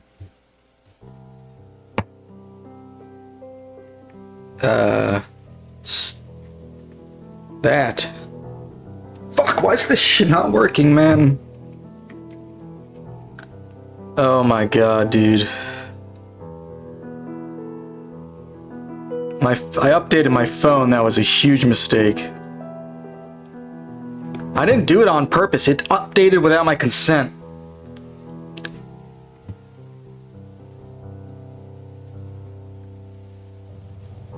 Now the fucking stream is ruined.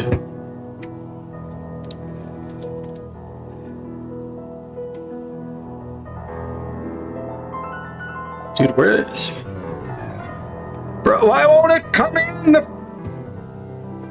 I don't want this, man. Why is it not working normally? And it's... Why is it not working? I can't even get the fucking Lumitone in the screen, man. Can I sample that? Ask Nick Vuci. Hold on, I gotta figure this out.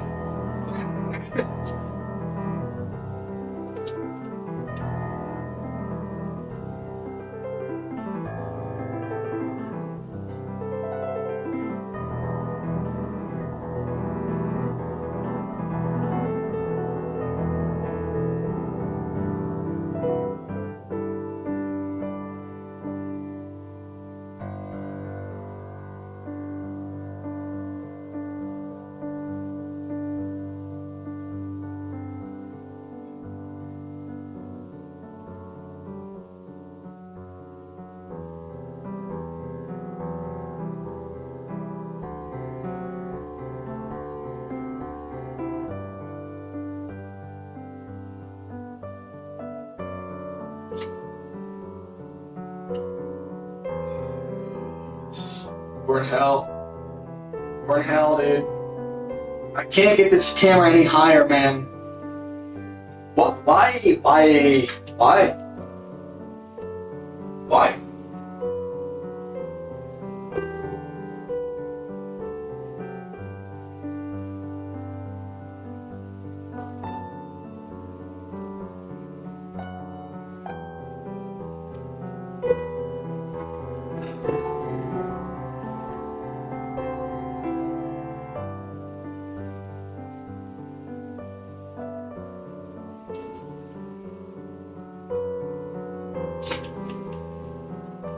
Dude, what the fuck, Apple, man? I'm so... They piss me off so bad. They always think they know what you want. They don't know what I want. Yeah, it's... What the fuck? How am I supposed to stream when the fucking camera zooms completely differently now? Zoom out? I wish I could. I wish I fucking could, man. Maybe you can, somehow. Maybe there's some mysterious way to zoom out. Dude, this was never a problem. Then they force an update on you and then it's suddenly a fucking problem. How to zoom out? Continuity camera.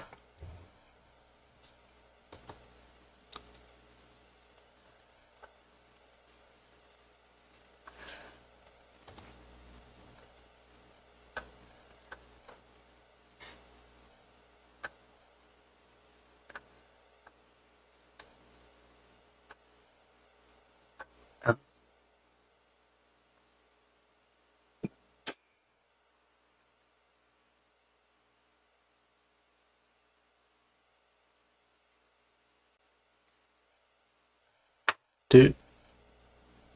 Is this a new one?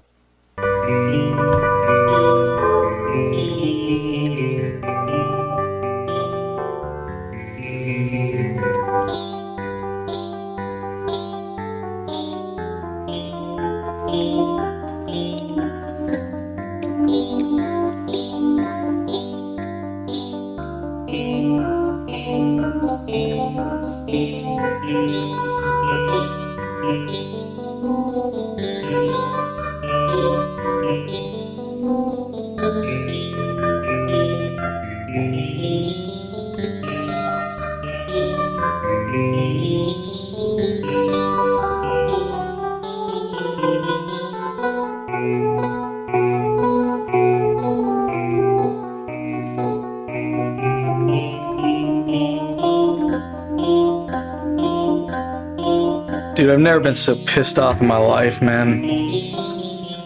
This shit is so fucking ridiculous, man. Like, why?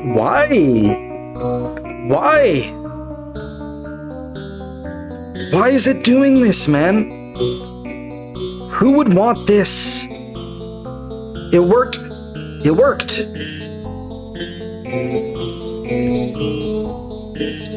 Until they forced an update. Oh my god, dude.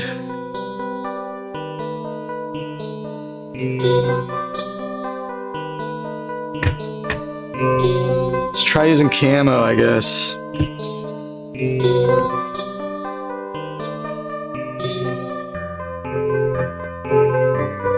Alright, we're getting somewhere. Dude, I hate using camo though, it's fucking laggy. But that's all we got now. And the quality's not as good.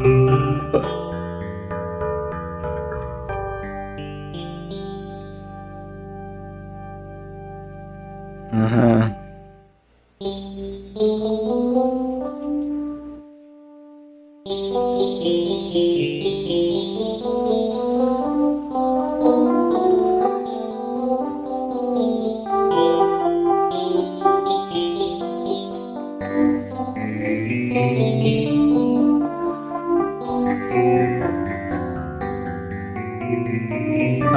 I am so sad.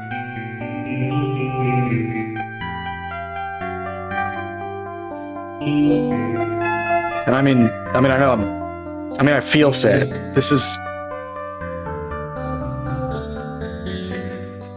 I can't believe this is what we have to deal with.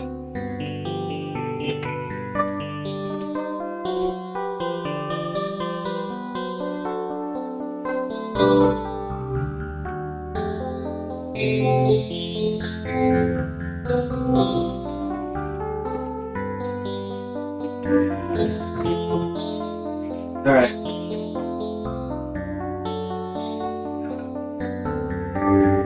My apologies. If Steve Jobs was still alive, this would never happen.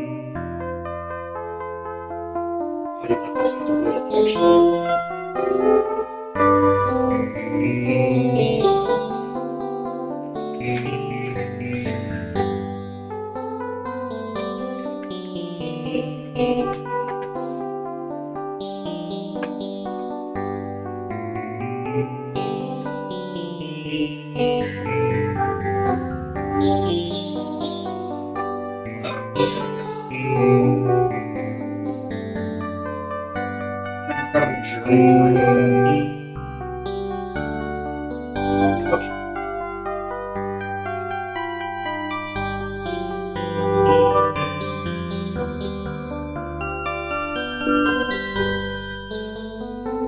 Enough. But as soon as it's gonna get tonight.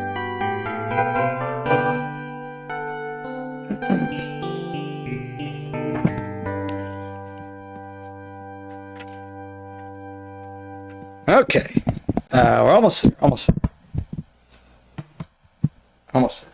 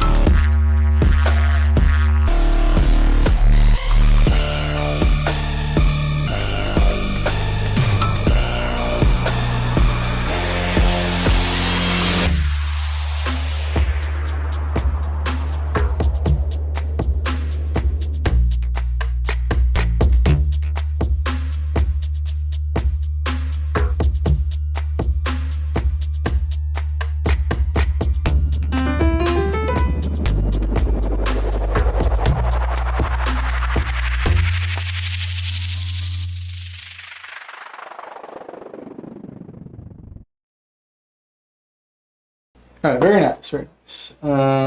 Okay. Yeah, let's just mess around with some Lumitone. 27.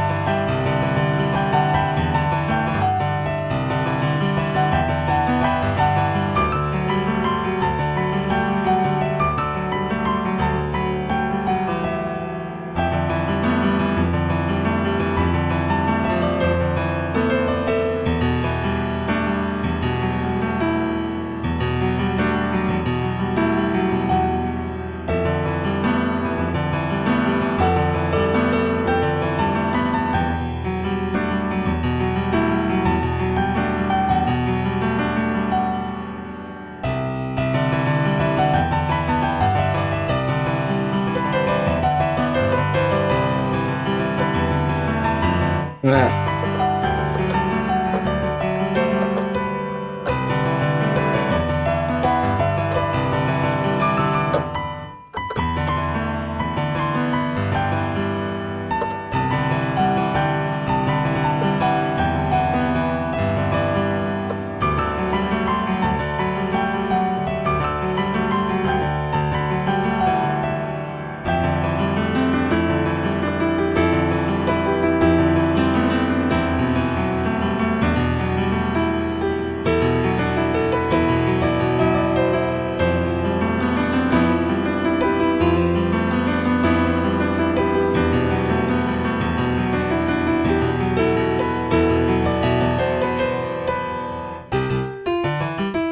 I don't know where to go from there.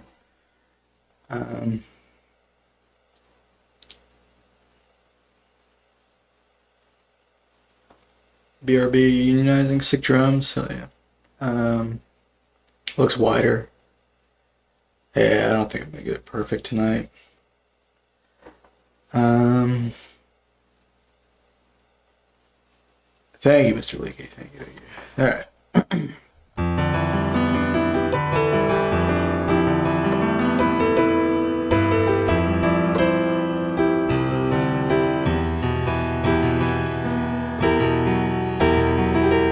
That's kind of interesting.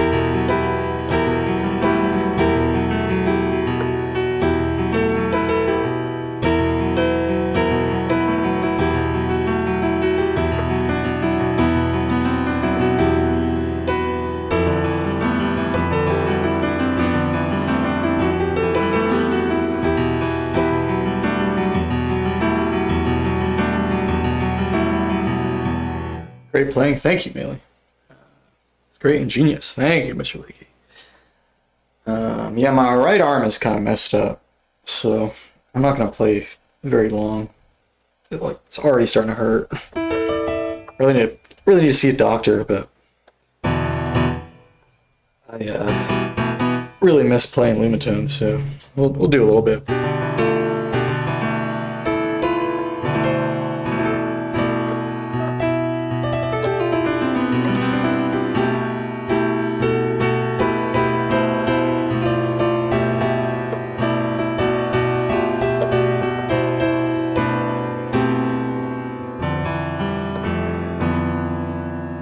I need to come up with another part for this.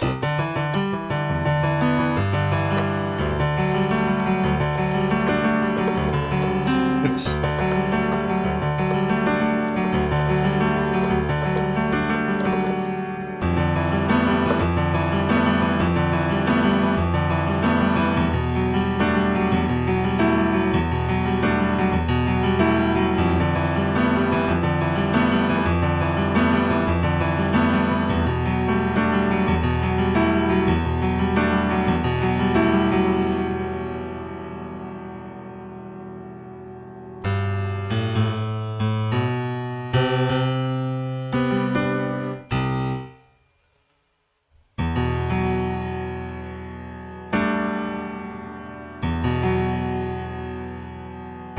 What was that thing I was just doing? I was playing like a diminished chord.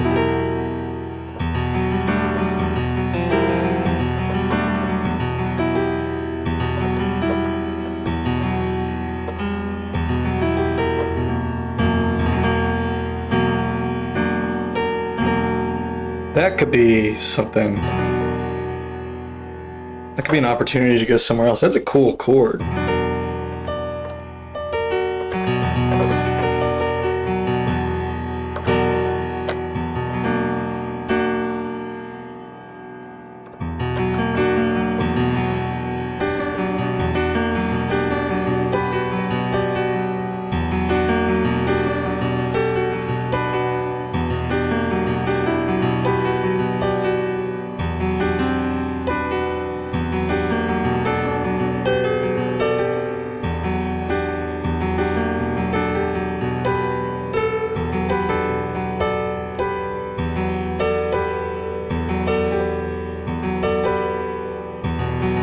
Thank you, Ron.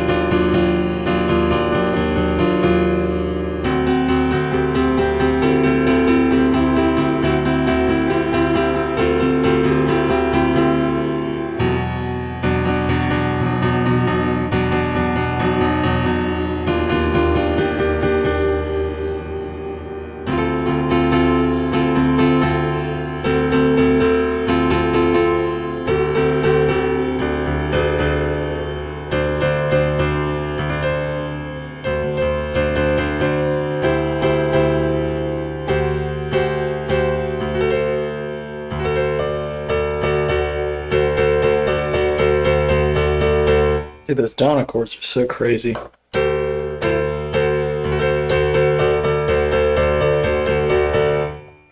In 27.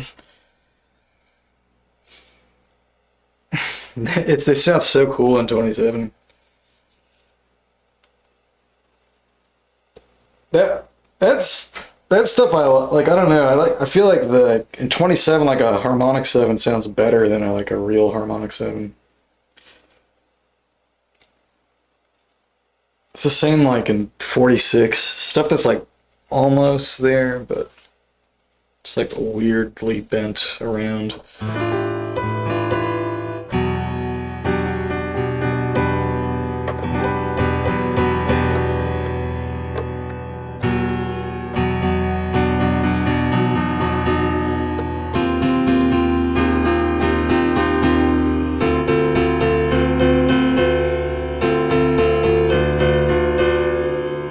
Big agree.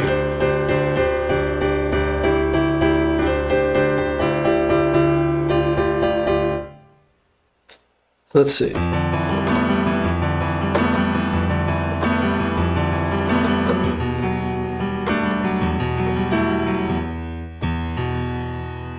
So.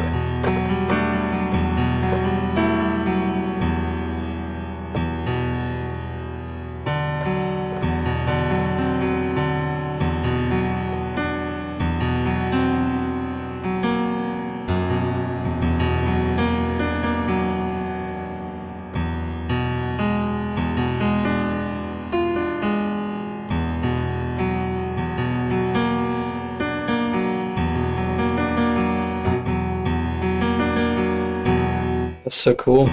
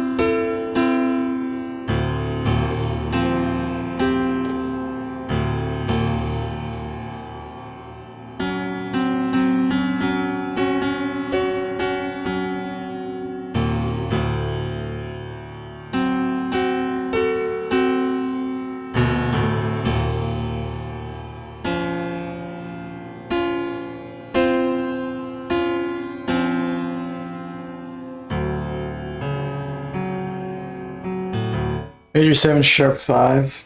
Sounds sick. Would you ever play I Was a Rat last summer, but it's okay because I forgot how to cry? I haven't played it in a while. I can do it on the instrument. I can play it on an instrument, yeah.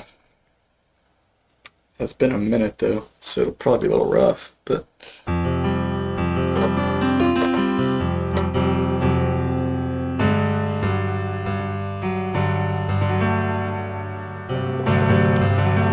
I want to learn it on Lumitone.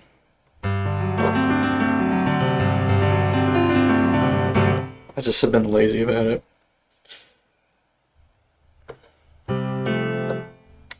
Let's try to remember some of this stuff.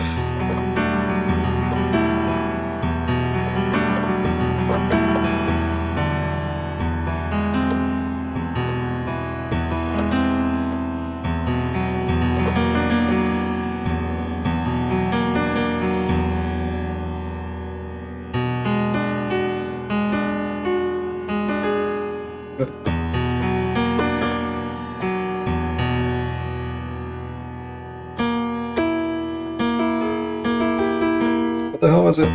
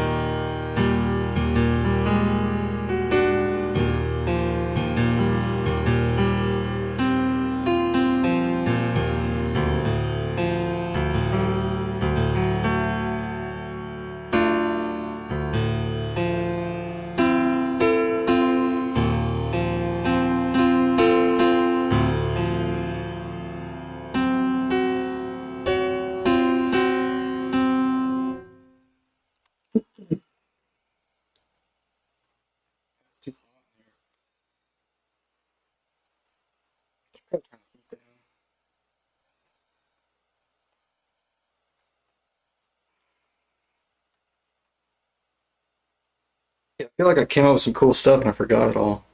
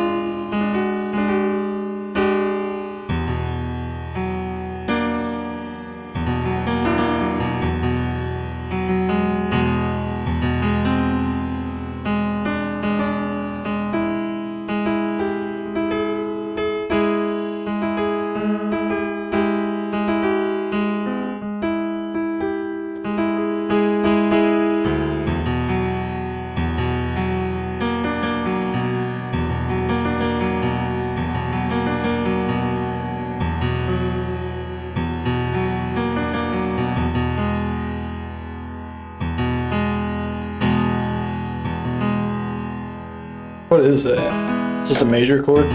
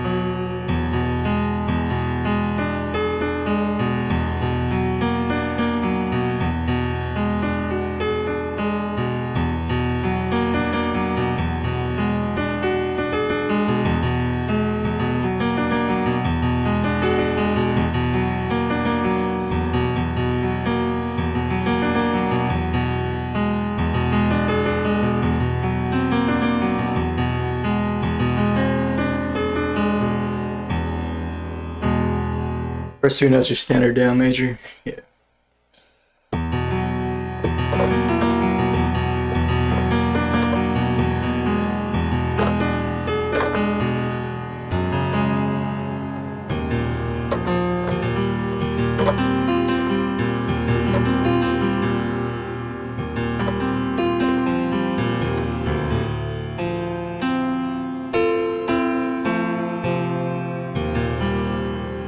This is also major.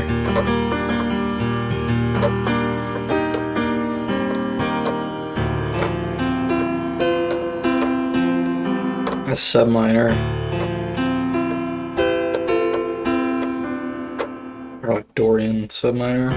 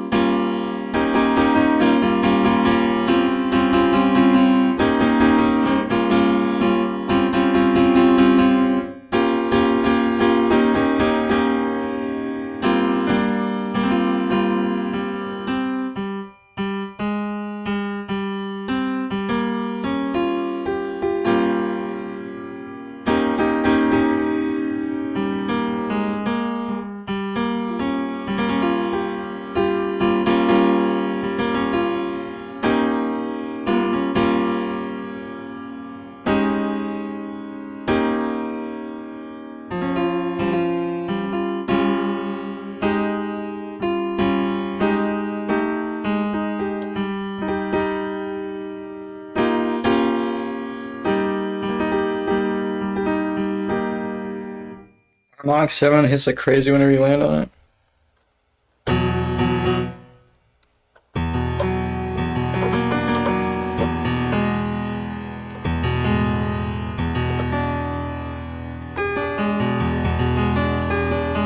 That one? Is that even one? Maybe it's not. I don't think I'm playing it anymore. I think I was playing it earlier.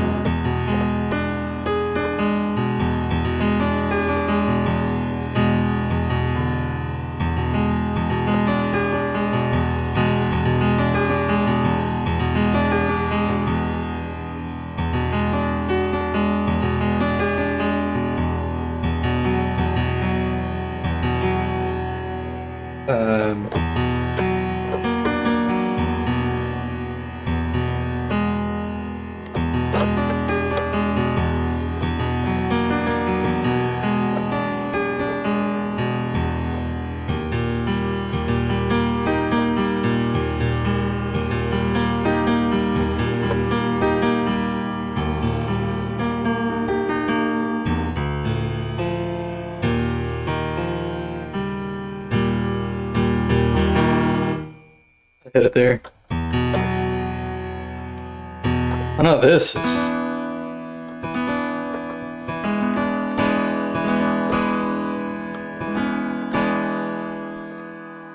I think that's it, right?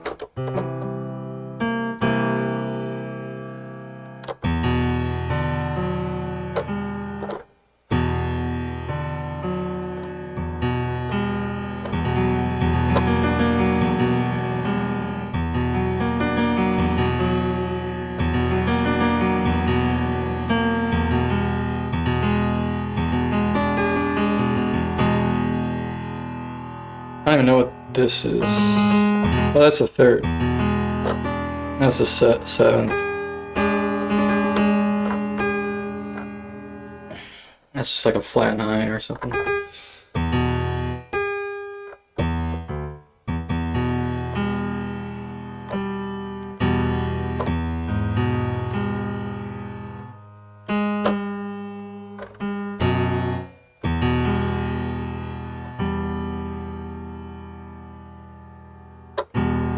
Half flat 9.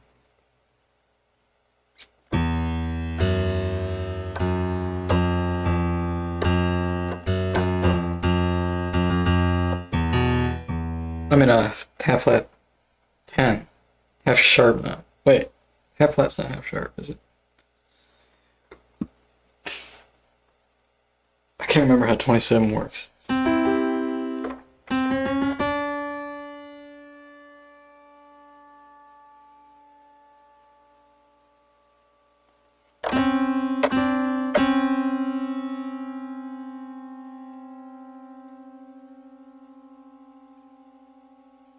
No, half sharp and half flat are not the same. So that'd be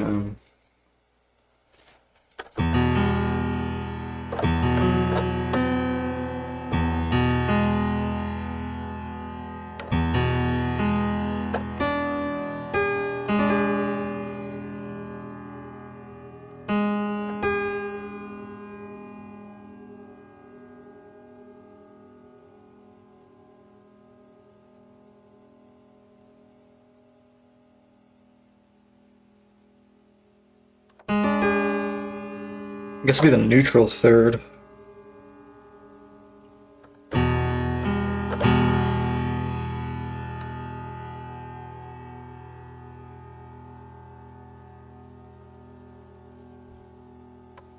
So the regular third is.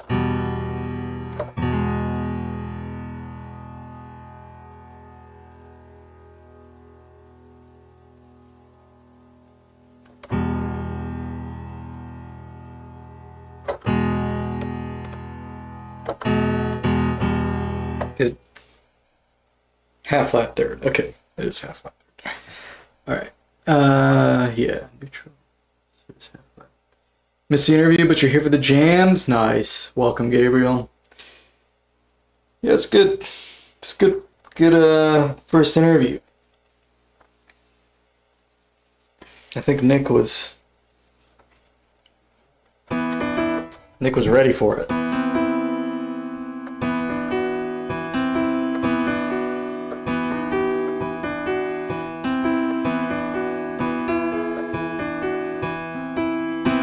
And I didn't know that the hex board has a synth on it. Because I was actually saying, when I saw the TS41, Tristan's little keyboard, I was saying how awesome it would be to be able to take that thing around, like to a park, and just tinker with it. And you can do that with the hex board apparently, but the thing is, the hex board's like $500 or something. Whereas the TS41 is, or was, like $100 or something. So, I don't know. But I don't know of any other keyboard you can do that with, so.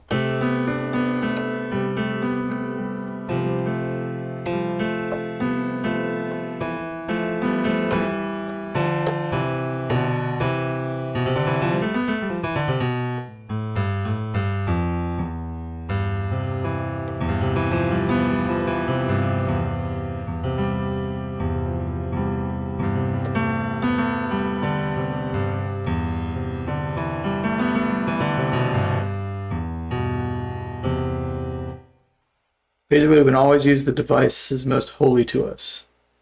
Yeah. It'd be cool if there was a way to, like, plug the instrument into some, like, just little box with a synth on it. Microtonal synth on it. Or, like, MPE capable. Because then you just take your instrument around it. Because I think you can charge an instrument with a battery. It's just USB power.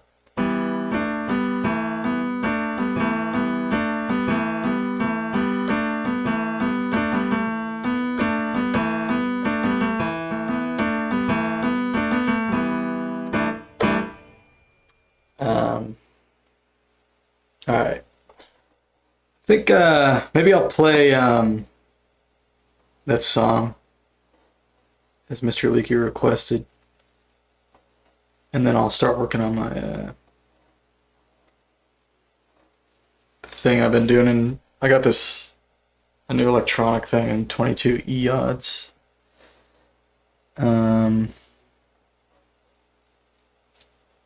What the hell happened, man? Is the screen right? I think so.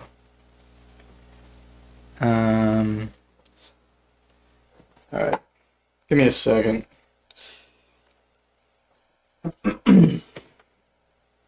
We'll rock out some more Nick Vuci.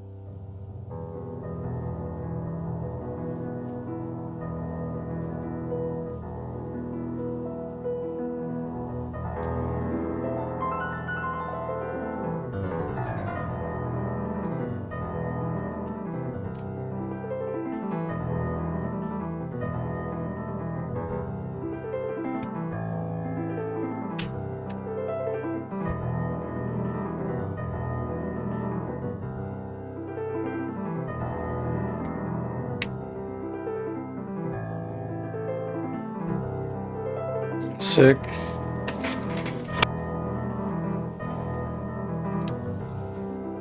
Yeah, it's cool.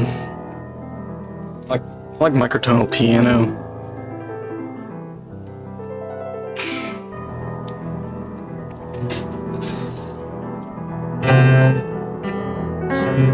I feel like my sensitivity feels weird.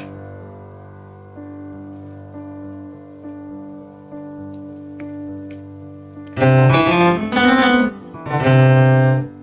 haven't played this song in so long, I don't know if I'm probably gonna forget it.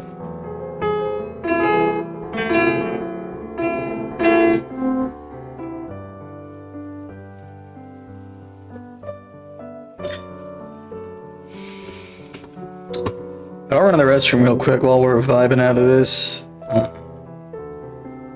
When I come back, I'll play that one song.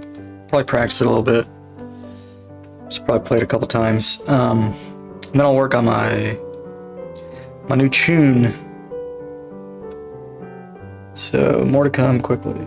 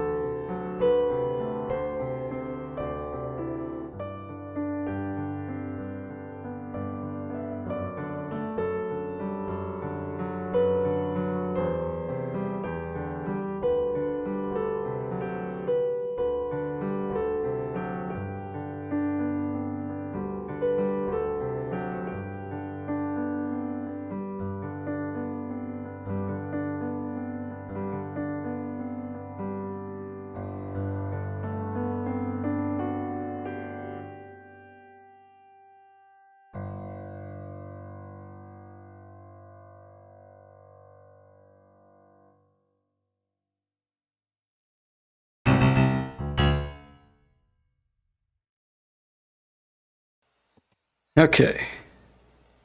Where's my thing? I haven't played this in forever. Hopefully I remember how to play it. Yeah, I don't remember the lyrics. Hold on. There's somewhere.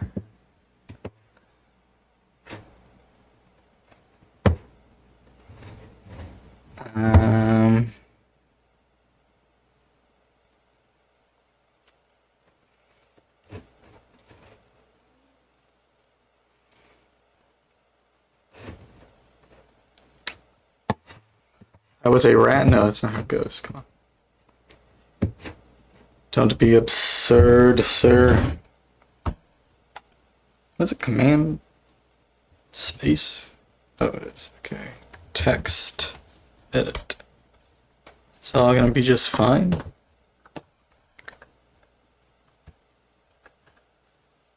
Hey man, that's why I write down lyrics and record stuff, so I don't have to remember it. Too much to remember. Where's the lyrics, man?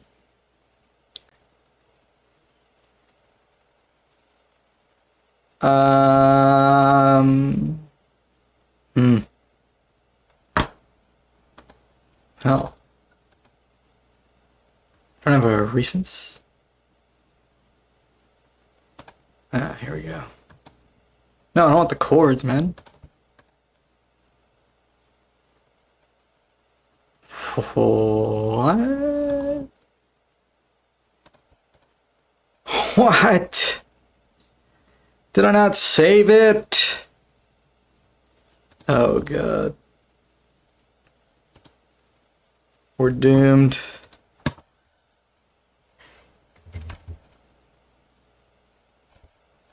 Oh no.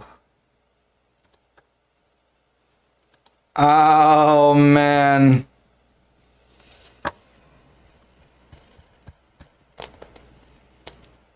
That makes sense, actually. Hold on. I don't think I ever saved it.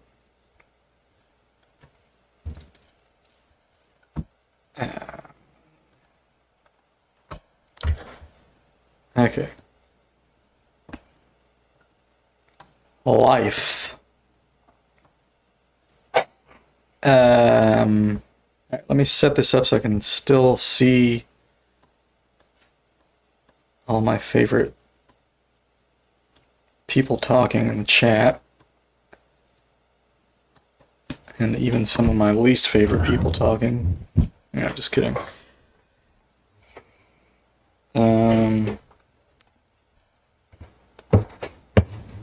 All equally disfavored and favored. Okay,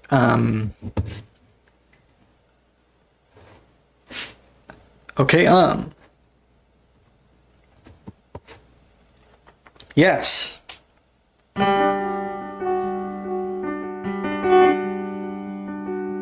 You stilted wide 6'5" minor. Oh, fuck, man. Who's the next interview?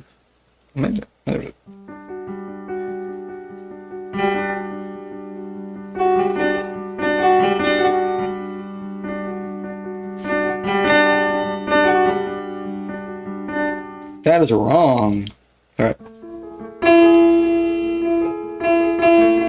Sounds like it's bending the Las Notas. So let's see. Is it not the CC mode? Maybe it's the tuning table mode.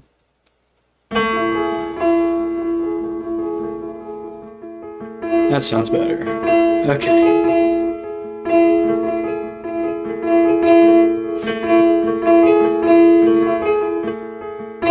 And even if you want to understand. Shit. I haven't played this in a while.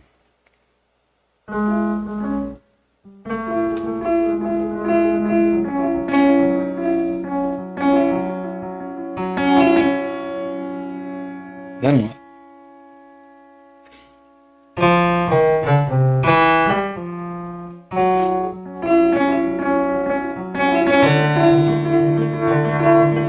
Okay, I remember now. Alright.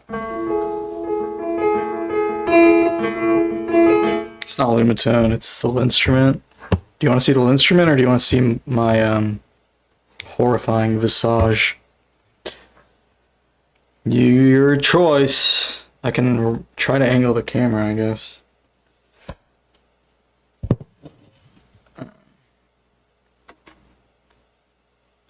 You want to see the instrument?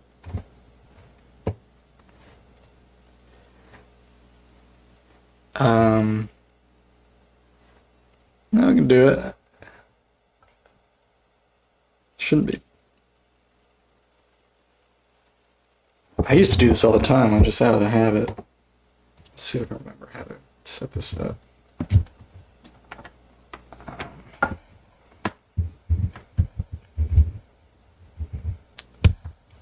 I forgot how freaking stupid the wire is on this camera. It's so annoying.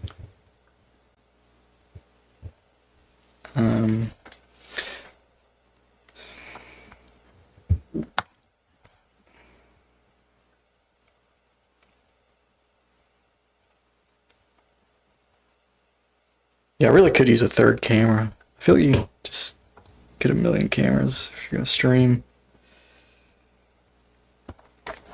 Okay.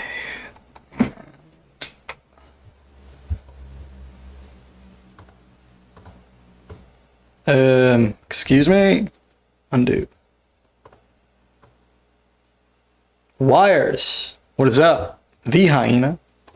Hell yeah, how you doing? Wires. Welcome. I'm just trying to get this set up.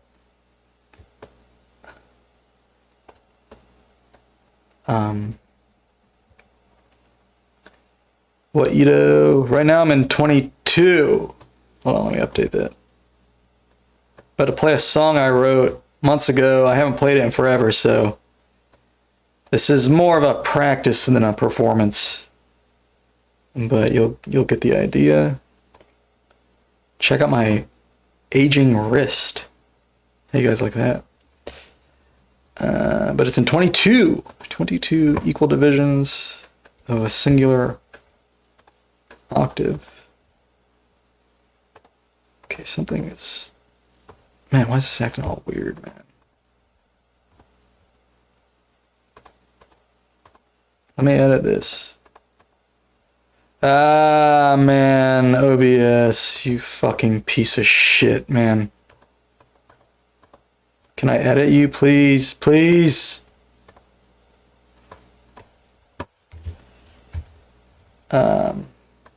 Sorry, everything sucks ass. Yeah, I'm using MTS-ESP. DILFs are in. I don't know, nobody's a daddy, but if that's what that means. Hopefully it doesn't mean donkeys. Maybe I should turn off camo. I think my computer is struggling right now. Okay, what happened to my stuff? Okay, here we go, here we go. Okay, yeah, I'm using Wilsonic to tune the, no, I'm not. This, I'm just using Piano Tech. Alright. Here we go. This song is called Wasting Time. I'm going to try to remember it.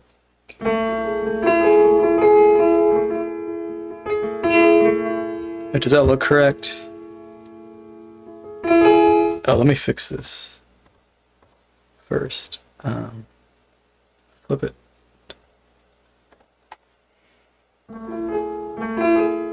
And yeah, the camera's never cooperates, unfortunately.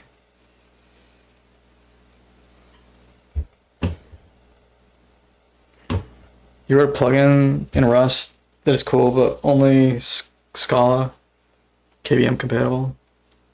It's like a big launchpad. It's called Linstrument. It's a MIDI controller.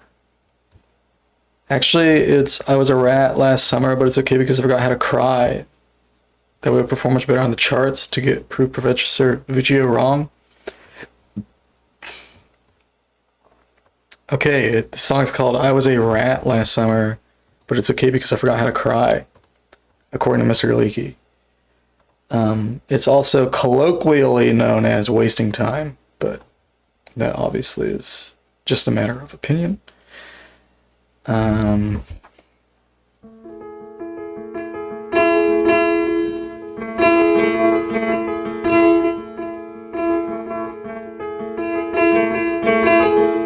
Wait, maybe Midwest emo song. What, mine or Mr. Leakey's? What the heck, man? Let's do that so we can stare at the thing. And I wish there was a way to get this to just stay put. Also, it's like comically large. Just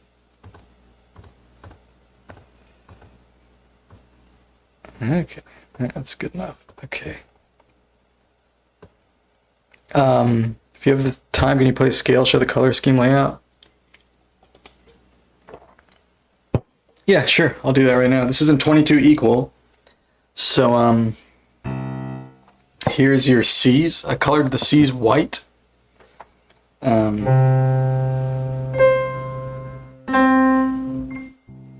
those are all C's, right? And, as you go left to right,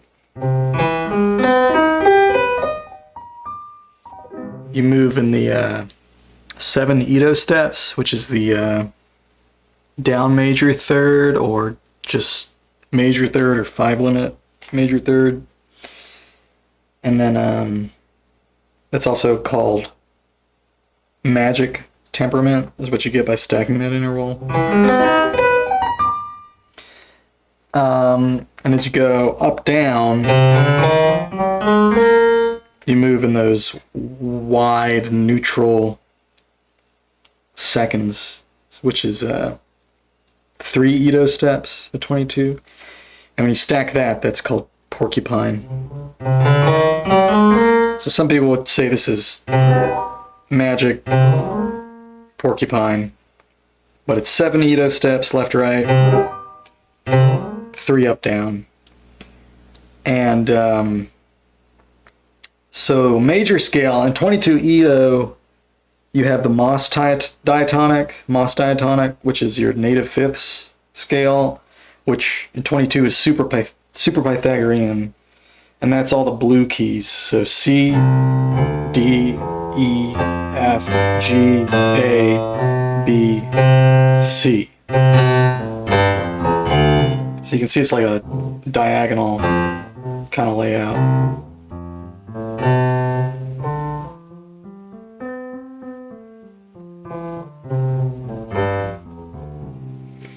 And then the other diatonic scale that sounds a little more normal is Zarlino or nice tone, where you lower the 3rd, 6th, and 7th scale degrees by an Edo step. So you get C, D, down E, F, G, down A, down B, C.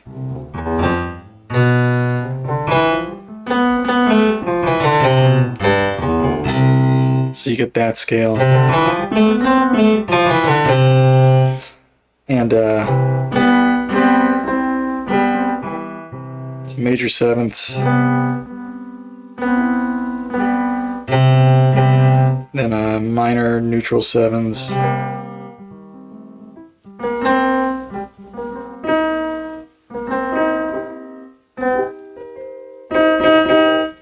And like super majors.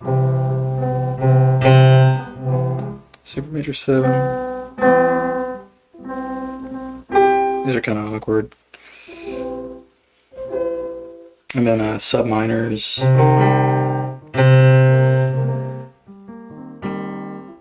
Oops.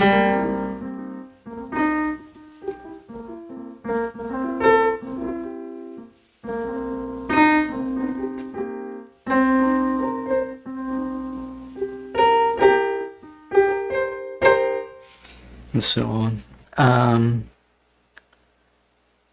It's a weird layout, but the thing is you get a huge range. Well, not huge, but for this small interface, you get 5 octaves in C. And some stuff is easy, like the major chords and the minor chords are pretty easy. So it kind of depends on like where it's at, like on the board. It's not a piano-based layout, no. I tried the regular Bose and K, and the thing is you only get a couple of octaves, 2-3 octaves in Bose and K. But you can do that on an instrument. It's not hard. You just have to set it to that. So there's Bose and K.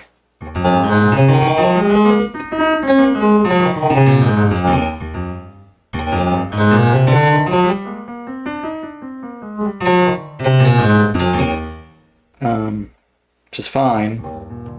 It's better for scales. But honestly, a lot of the chords, it depends on the chord, but a lot of chords are actually easier in this crazy layout. And wide voicings are a lot easier. That's one thing I like about these customizable controllers, is that I can get a lot of voicings I can't play on a standard piano. That I really like, that like guitarists and stuff use all the time. So like I can't play that on a piano. Like that voicing of that chord, it's just too big. But here it's easy, so, or pretty easy. So you know, there are trade-offs. Hey, Unord, what's up, dude? Is that touchscreen or rubber buttons or what? It's a pad. It's not that hard to be accurate. I mean,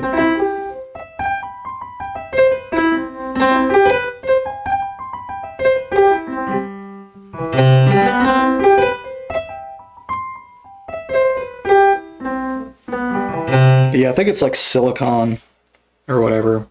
Some rubbery kind of feeling.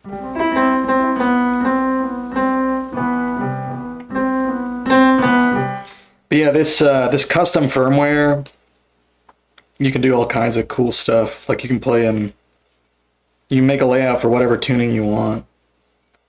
Like if I want to do 19, just go to 19. There's my Bose and K and 19. It's actually got a preset mode where you can just tell it to do Bose and K as well, so you don't even have to do that. But yeah, I've been beta testing this. There's a lot of cool features too that have nothing to do with microtonal music that are really cool that are in this. Maybe we'll check some of that out later. All right, try this song.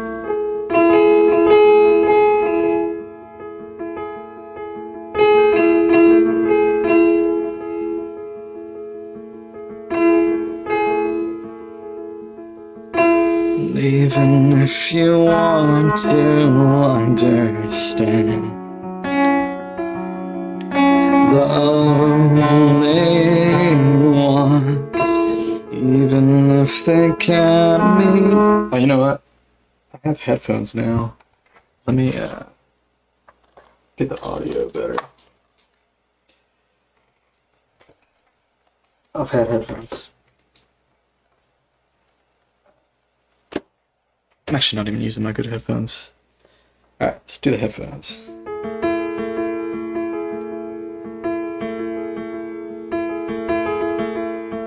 And even if you want to understand,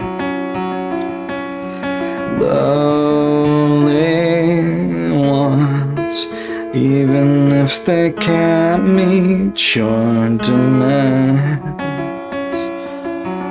Wait. There we go. Breaking trust. Oops.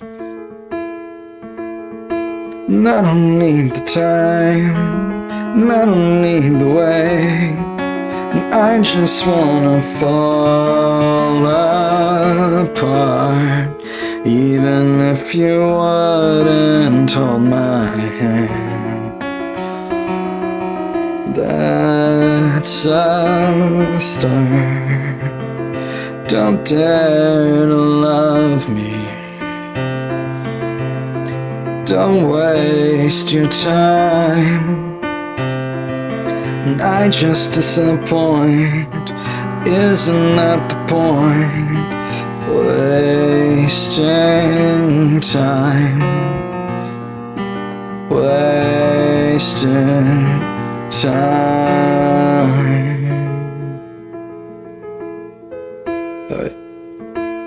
Wait.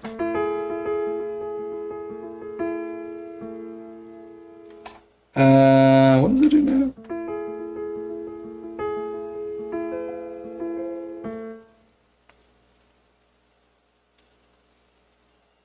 I know what it's supposed to sound like, but how do you play it? Oh.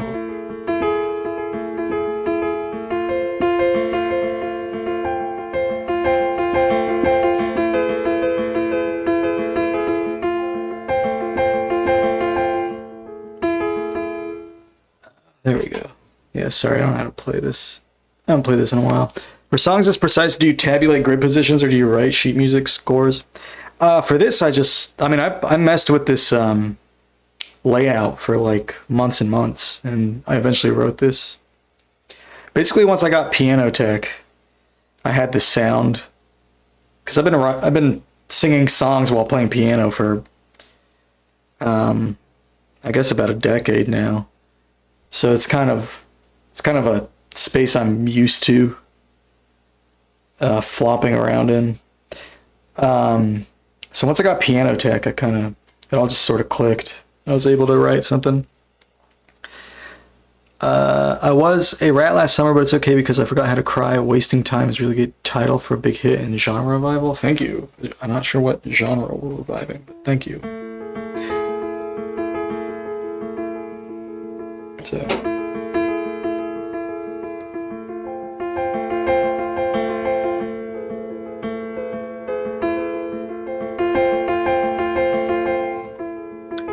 Even if you listen to the end, there's no rhyme.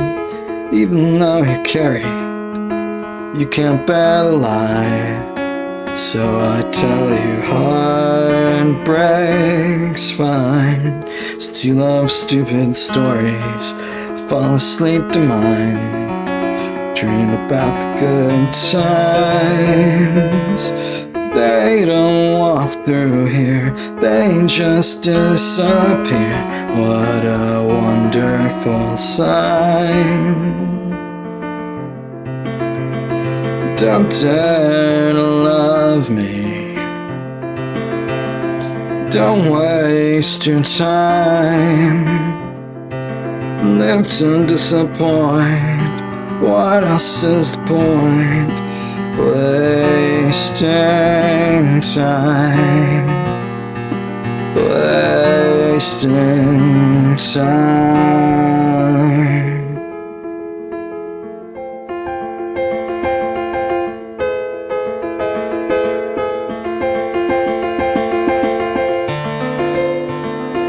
Oops.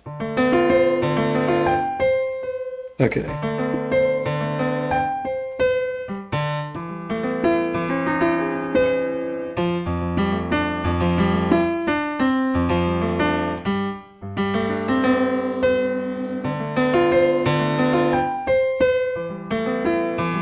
Wait.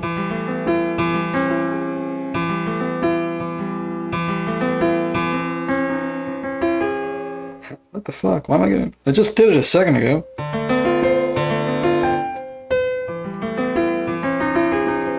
There we go.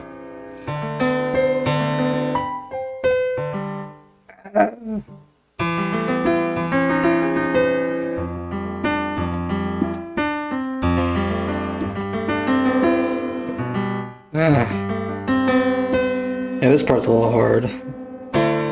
Anyway. Obviously, I'm in love with trying to be someone worthy. Drunk on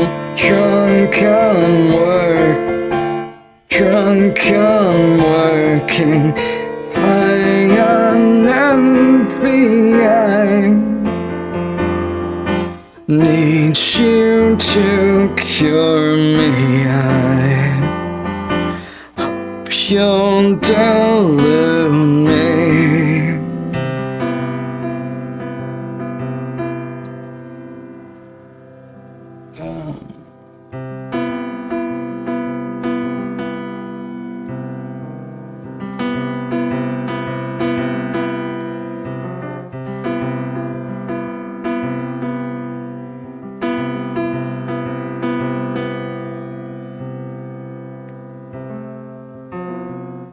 Damn it, how does this part go?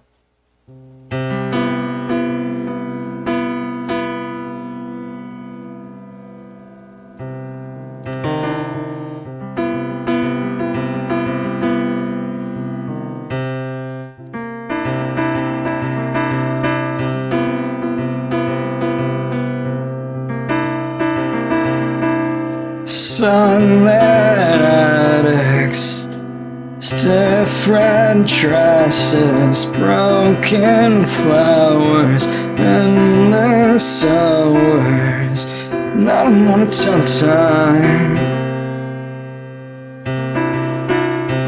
I don't wanna know what's mine. And I don't wanna tell the time. I don't wanna know, I don't wanna know.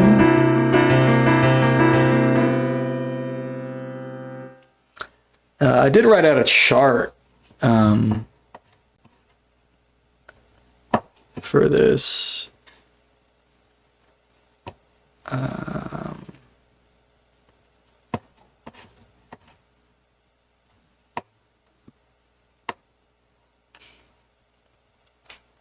But I don't really use that. But maybe if I spend another year,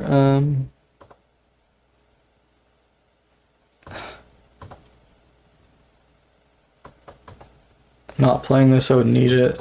So like, here's a chart, all the chords on it.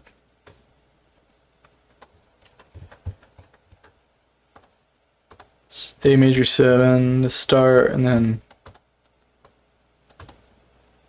E over down G sharp. It's just an E chord, and then a down F sharp minor neutral 7. Really? Oh yeah, that makes sense. And then a D major 9, A major 7, that E chord, that F sharp minor chord, sub minor over F. Those are cool. I like this because it's really hard to use this super major chord, but you can get if you just play the inverted minor chord instead, you can still get that super major third on the bottom. It sounds a lot better, in my opinion. It's a lot easier to use. That was so impressive, I didn't know how to react. How long did it take you to write that? Thank you. Writing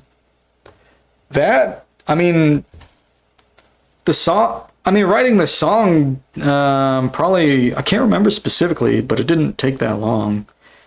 But I've been writing songs for years and years, so, and I've been playing piano I've been playing piano over 20 years now. And I've been writing songs on piano for probably 10 or so. And again, I spent probably like 8 months or so on the instrument, learning to play the instrument before I wrote that. And I spent a lot of time in this particular layout, studying 22 equal. We started this thing this year called Tuning of the Year. You play piano for at least 12 years, but still takes 6 months or more to make one song, even in 12. I mean, I've taken a long time to write a song before. It's taken me years to write some of the stuff I've written. But that particular song was not that hard to write. So sometimes everything just kind of falls into place. I kind of utilized a lot of these kind of basic concepts that I was exploring in the tuning. And the song is really not that sophisticated. So, you know, it's just a song. I mean, it's just some fucker singing over some chords, you know? So it's not like I had a lot of details I had to work out or anything. The hardest part of that is this part.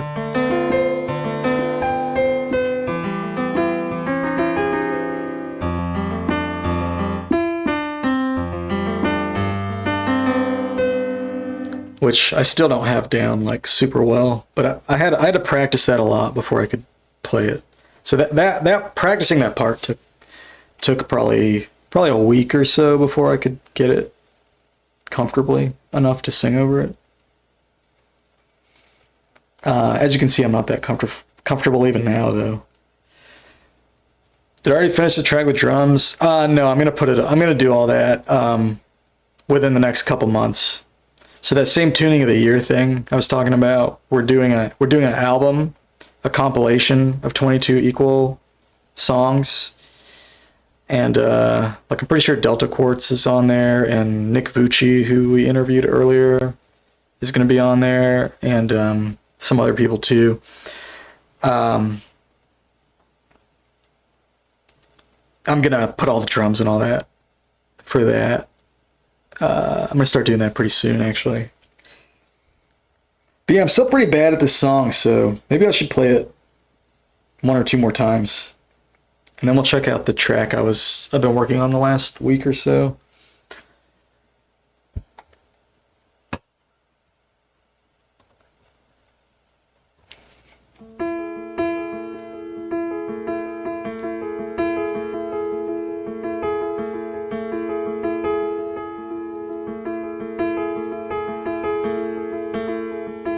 Even if you want to understand,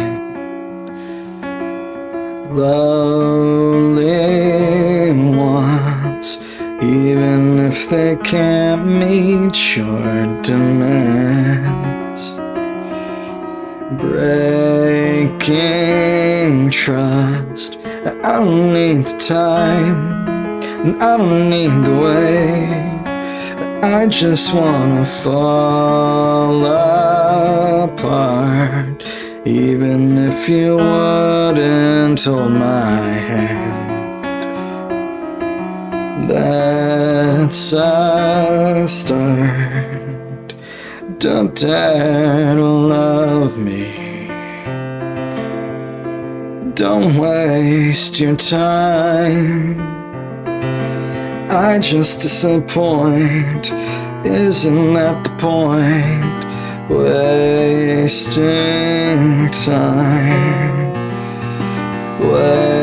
Wasting time.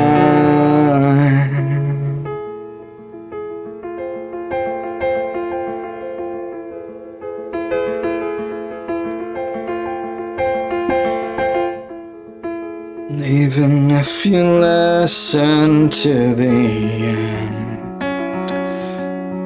there's no rhyme, even if carried. Man, messed up this part twice. Even though you're carried. I think I need to go down and sit out there.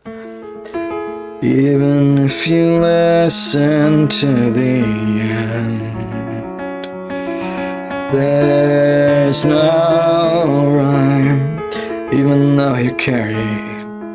You can't bear the light, so I tell you heartbreak's fine. Since you love stupid stories, fall asleep to mine. Dream about the good times. They don't walk through here, they just disappear. What a wonderful time. Later, everyone. Thanks for dropping by, dude. Don't dare love me. Don't waste your time. Live to disappoint. What else is the point? Wasting time. Wasting time.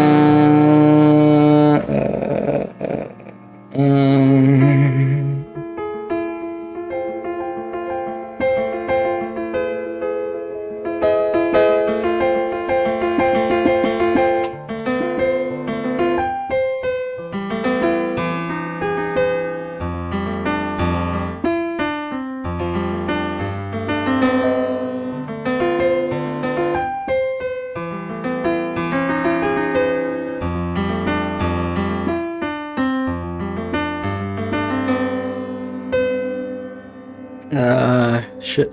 Obviously, I'm in love with trying to be someone worthy, drunk on working, high, high on envy. I need you to cure me. I hope you'll delude me.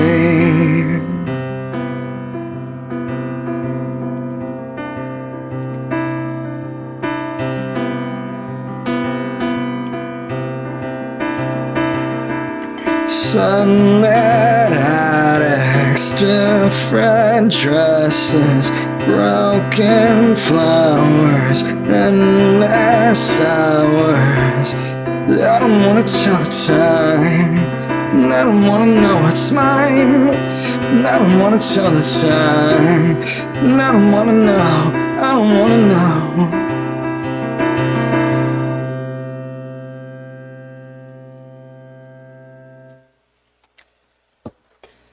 That was a little better.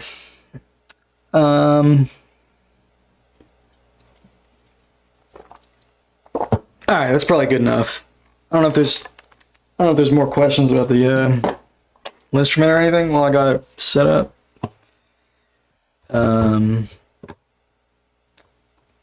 If not, I'll go ahead and hey, no problem, Mr. Leaky. I need to keep that one warm anyway. You can do vibrato. So you can do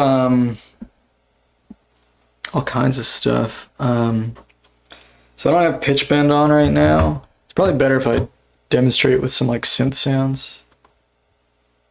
Let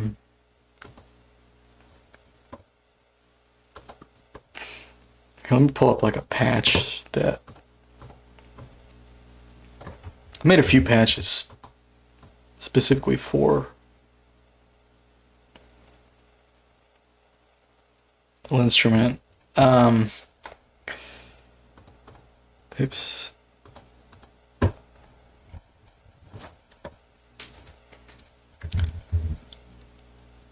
Most of them I made in pigments. But I've done a couple in serum. I think pigments is really good for this kind of thing, though.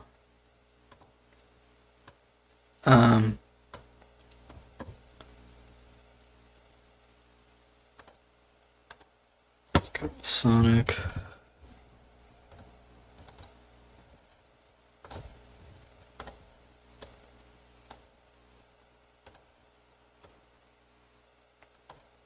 So let's see, what's a...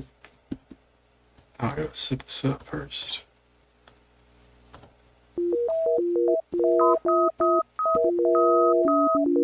Why is that so quiet? Oh, because my freaking audio is turned off. So, let's find a sound.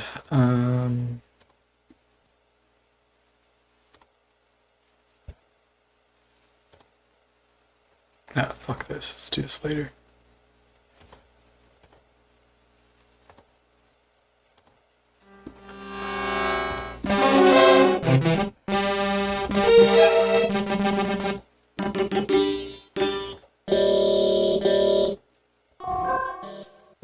Is my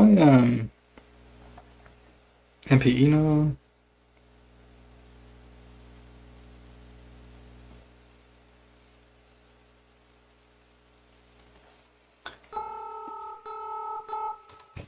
How can I MPE? Oh, that's why.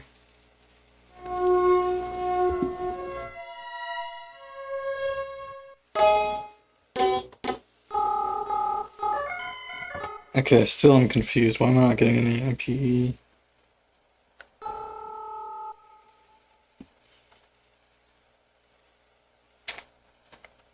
That's not good.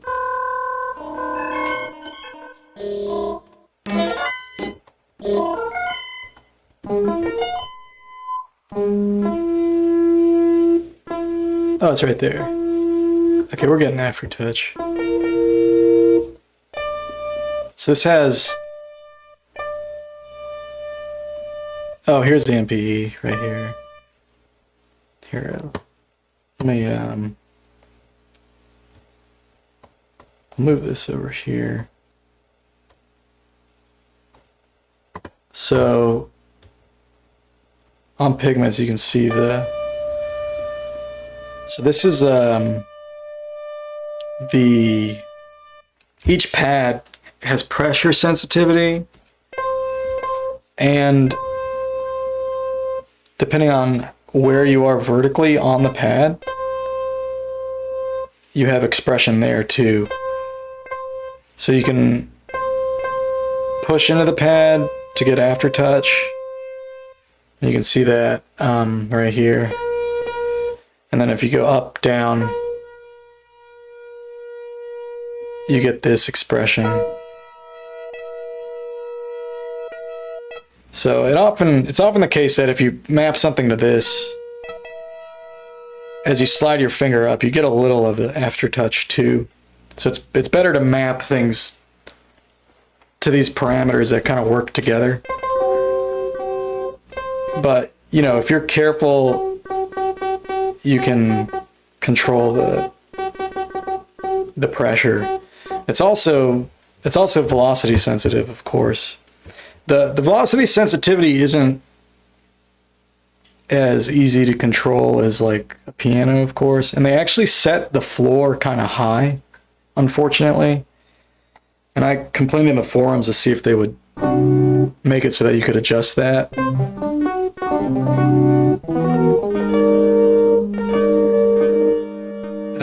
But they don't allow you to do that locally. I guess you could go in and mess with the code or something, but it is open source, so. And then it also has pitch bend, so as you go left to right,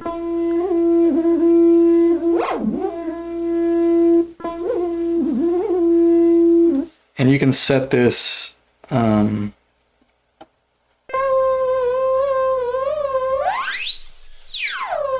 however you want on here.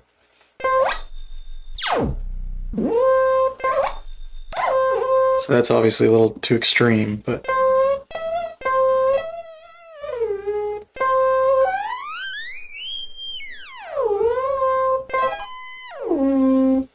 so yeah, and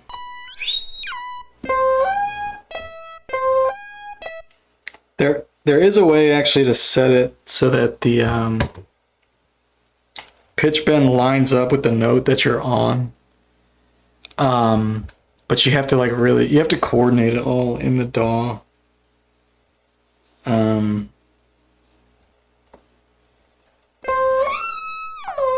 on a layout like this, where like each left or right pad is like 3 steps or whatever, I mean 7 EDO steps, it's kind of like, it's almost not desirable to have it move up the whole amount. But you can hear that's pretty close.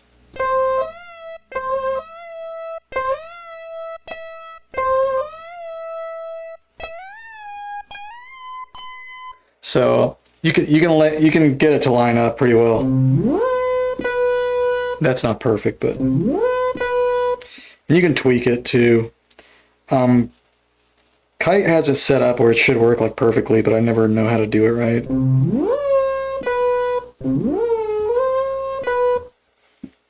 So I just kind of fine tune it until it works. So it's like a little too little. But yeah, you can adjust it. That's too much. So this is going to be as close as I'm going to get. Actually, I like the other one better.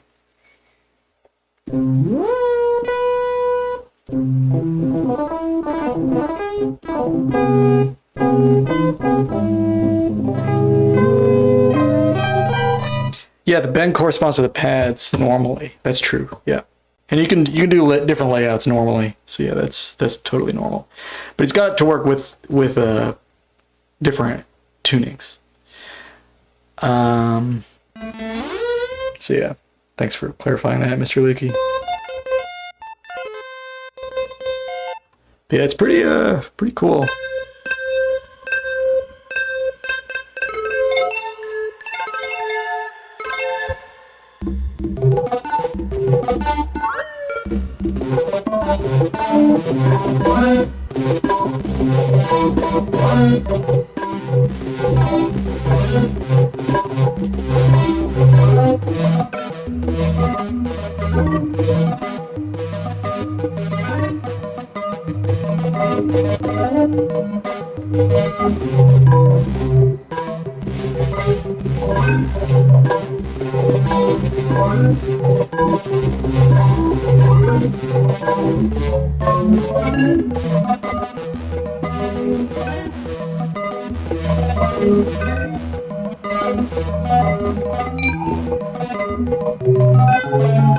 And Ableton is pretty seamless with the bend, MPE, Ableton tuning, so you can play fretless and crazy EOs with the squares marking EDO steps. Oh, that's cool.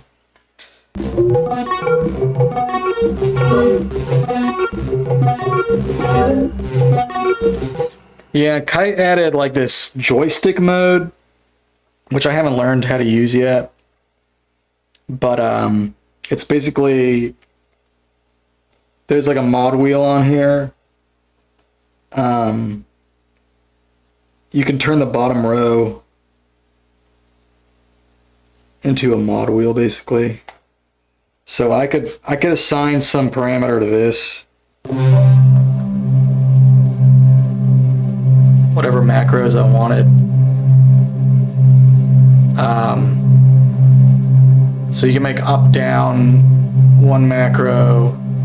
You can make pressure down here one macro. And left, right a macro. And Kite added this joystick mode too, which he said allows you to do up to 6. So I haven't learned how to use that yet, but like right here, if I wanted to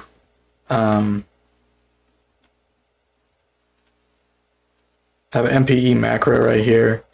So if I wanted to link this to how do you do this? Oh, it's right here.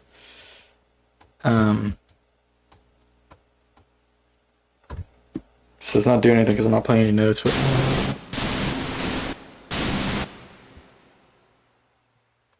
bro.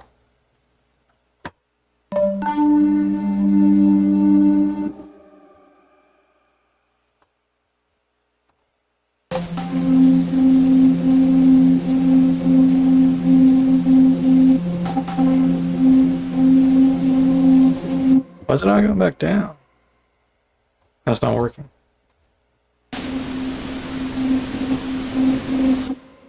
Now it's not working. Let's try a different one.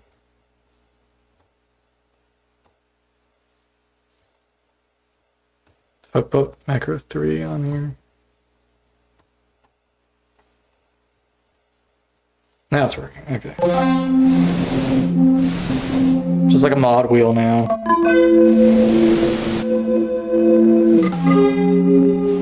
That one sounds. That one's kind of stupid. I wouldn't even do that, but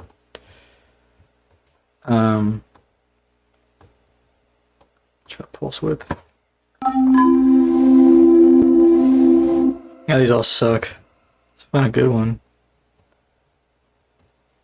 I already got something on fold. Fold mod. Let's try that.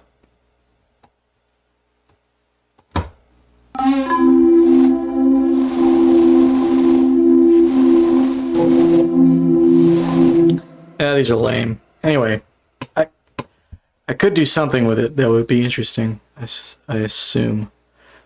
I guess nothing's on the filter.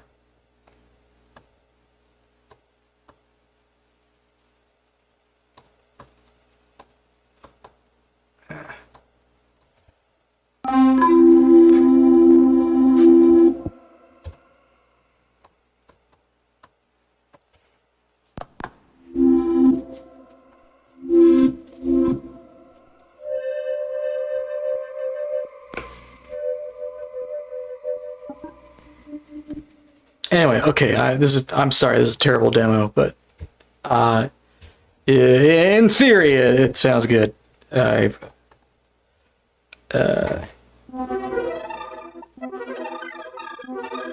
Anyway, the other thing is like you get a lot even without doing all that extra stuff. Like I don't mess with that because I really have no need to. I mean, you already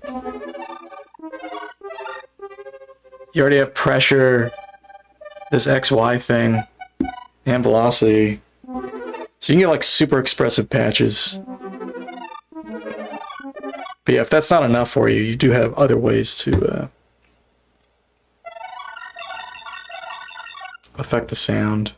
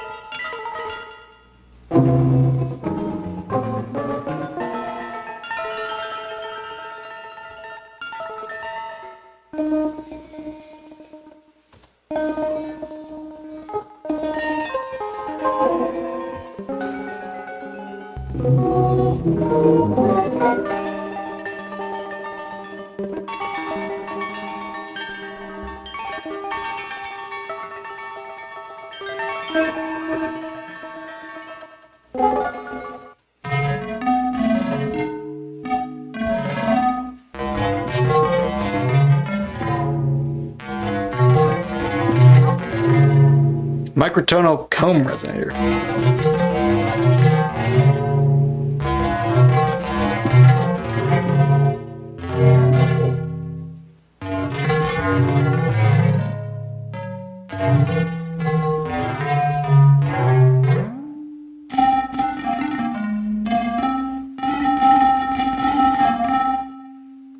Nothing on pressure there.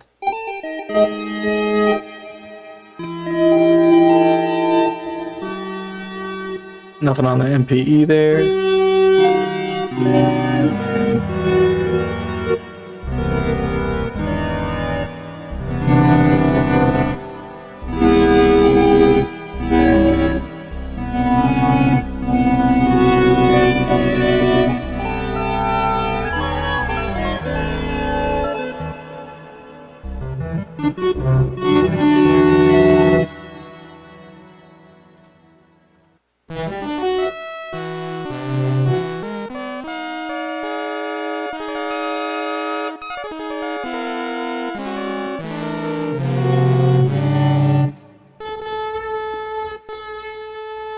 No MP. Why don't I put MPE on more stuff?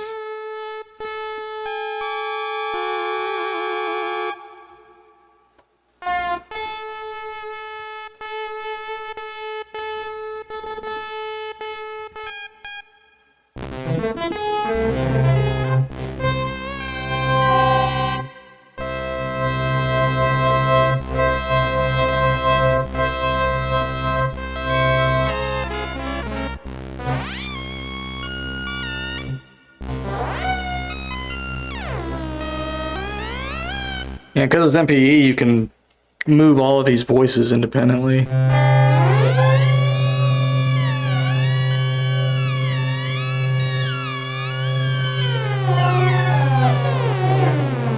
It's just super sick. I mean, it's kind of crazy. Like if you play a patch on an MPE instrument, like a little instrument, and then play the same patch on just a standard keyboard, it is just insane how different it sounds without the aftertouch, the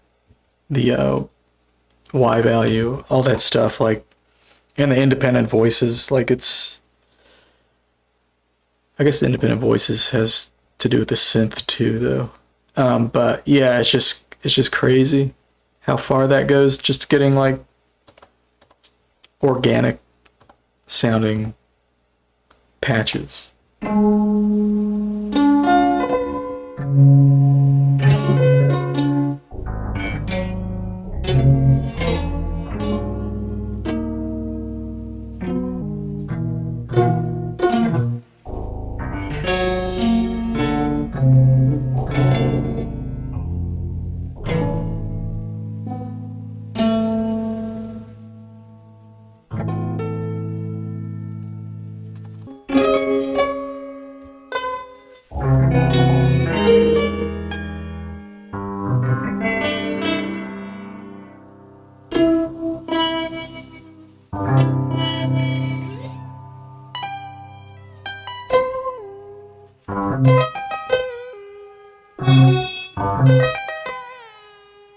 So you can't slide pitches up and down.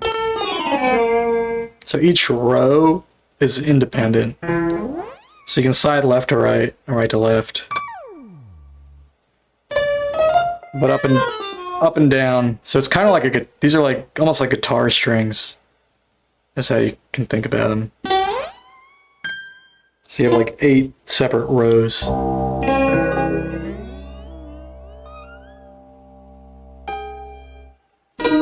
But you can play 2 notes on 1 row, though, unlike a guitar.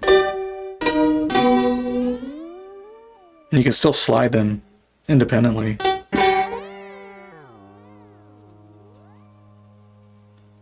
You just can't slide up and down.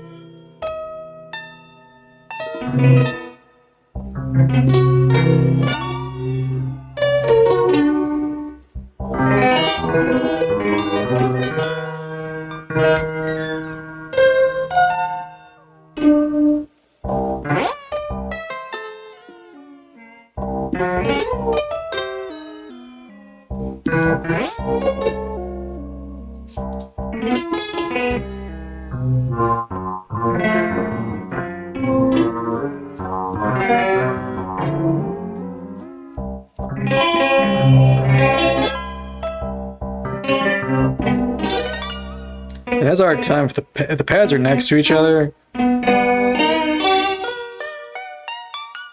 lot of times it'll break out of the smooth slide. So you gotta be careful. But if they're on different rows, it's not a problem.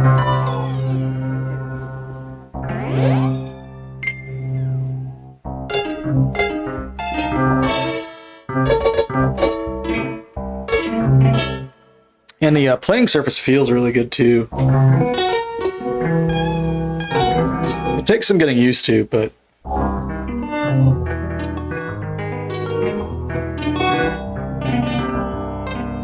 it's just a pleasant texture.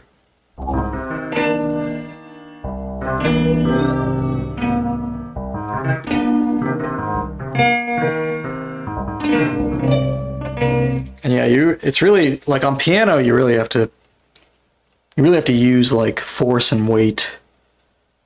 You got to use gravity a lot. It really doesn't take that much to play an instrument. It's a lot. You can play a lot lighter.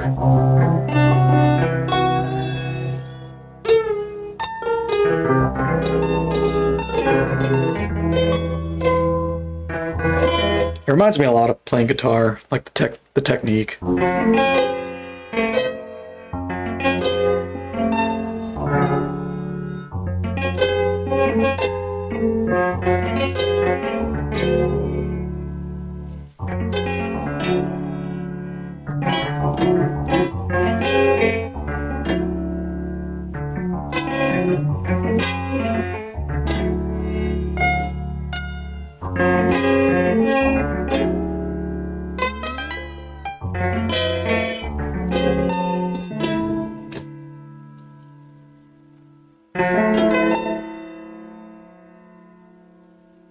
Alright, OBS is not really doing anything.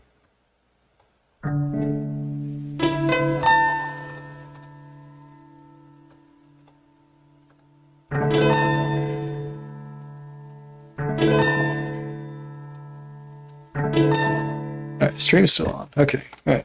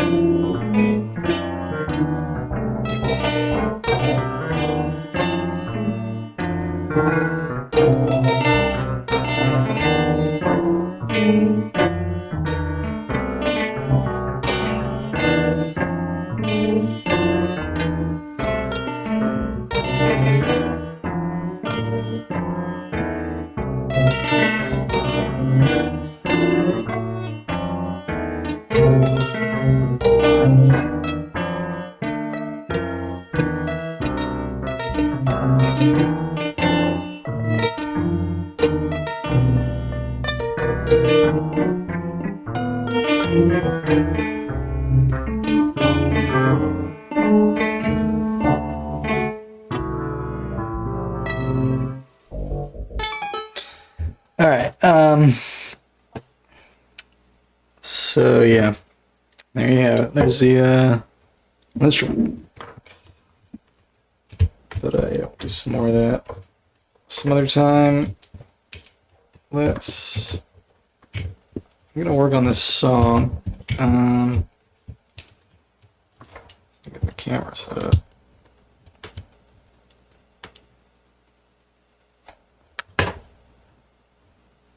Probably not like that, right? Okay. It's one step closer. Oh, geez, man.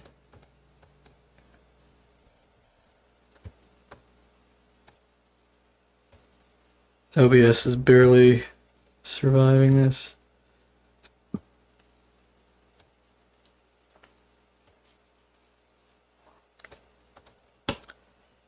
Okay, when I return, we'll be working on this tune I've been working on for last week.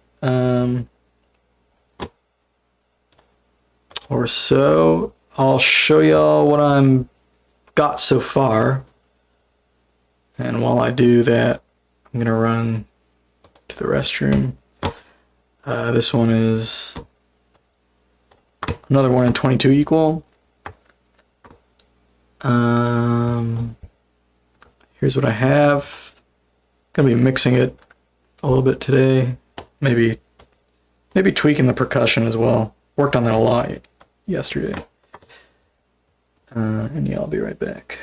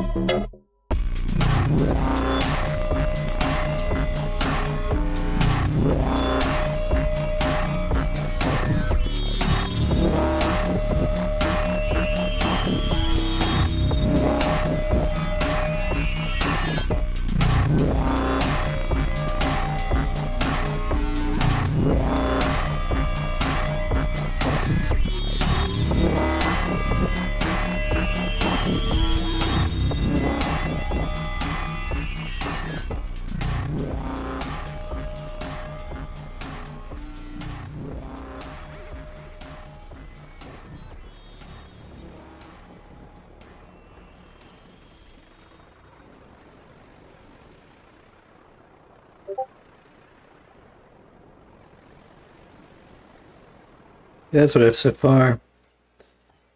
I think it's formed out. I just, let's see here.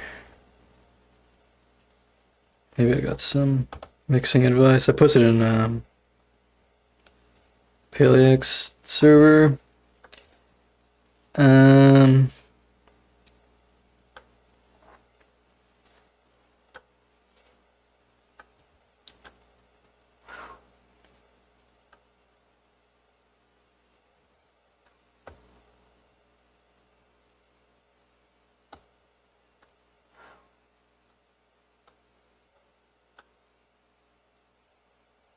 Forever.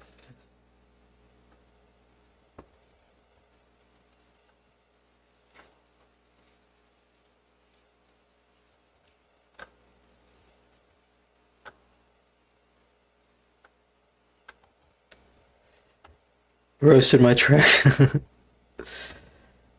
Oh, since you're here, I'll just read it. So Paleax said, elements could use more width in the beginning. Everything is very mono. The drop kind of comes out of nowhere. Would add risers, do a build-up of some sort. Build a bit of tension that you can release. I personally expand the first initial drop idea, maybe another 16 bars, add some percussion. You're talking about,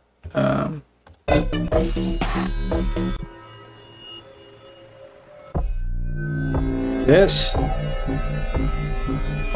Or, this? You're saying you would expand that? The first part? Right after the intro?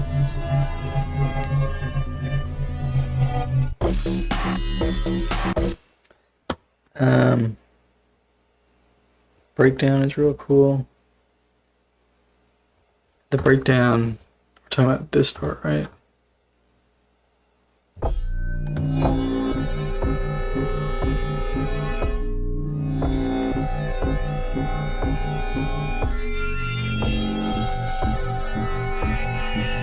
Yeah, I just switched over to this.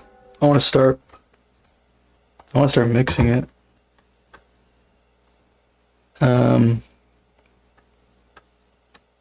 don't like this? You don't like the synth part? What are you talking about? This part?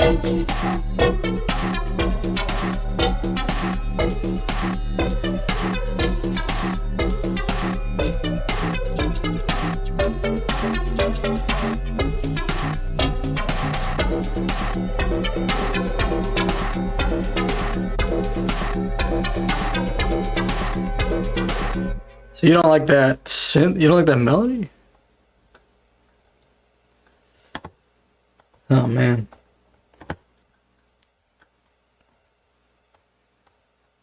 All right, hold on. He said, not really a fan personally of the melody synth you had in the second drop. My ear can't really track or figure out what it's doing melodically. It feels a bit random, and God forbid I say it, out of tune. Maybe making it more repetitive, since the repetitive dance song can make it fit more. Loop a phrase in a 4 or 8 bar thing. Really fast filter cutoff, moving on the synth with high resonance. It's also kind of gnarly. It's not tonal. Ending section is pretty cool. Doing a fade out isn't it, in my opinion. Keep the drums on IDs instead of going for another 8 to 16 bars. Maybe add a rider, a big crescendo. Have it just end the layout. I'm kind of with you there. I wasn't a huge fan of the fade out.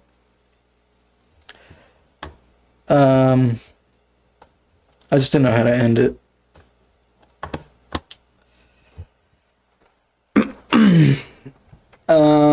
Maybe I'll change the ending. I don't know if I can extend out this section though. I don't know if I have the energy for it. The melody would work better if it's made repetitive. Talking about this.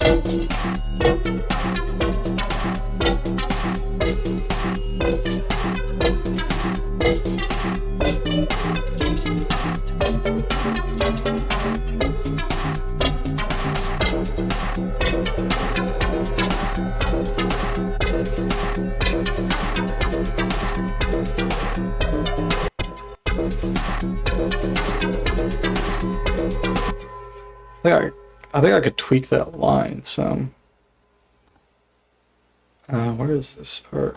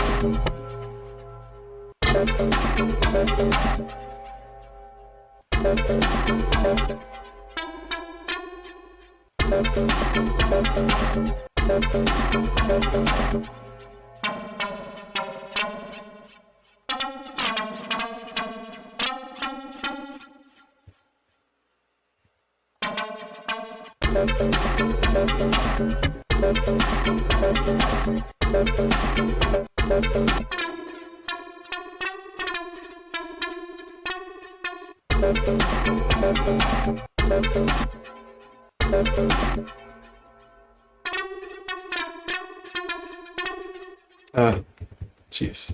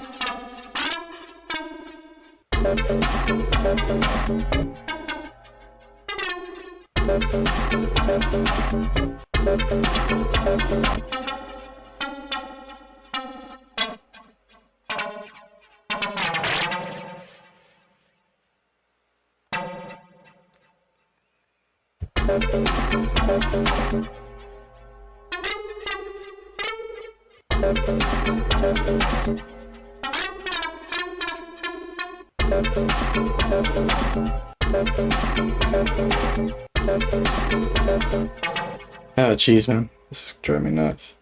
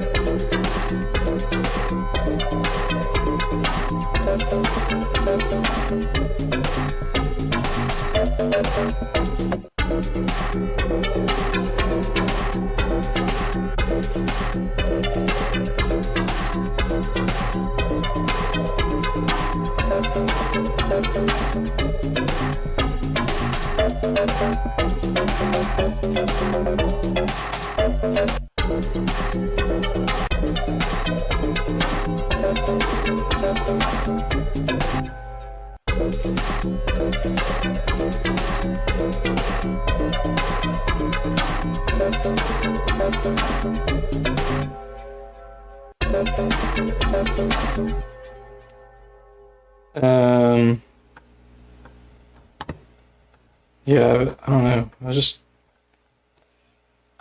think is there a way to,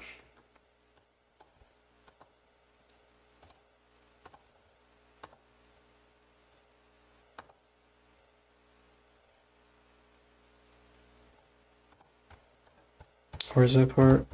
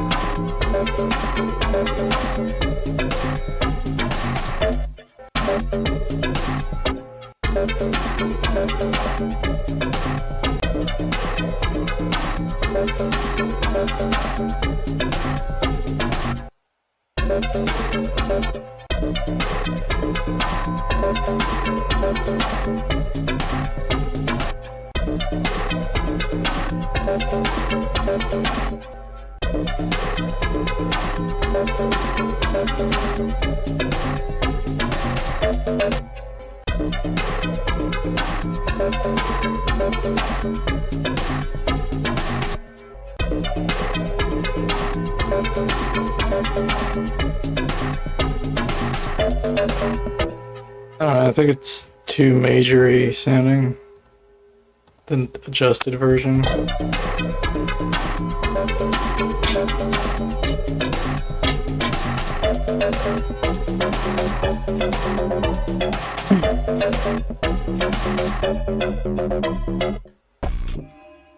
I could try tweaking the timbre too.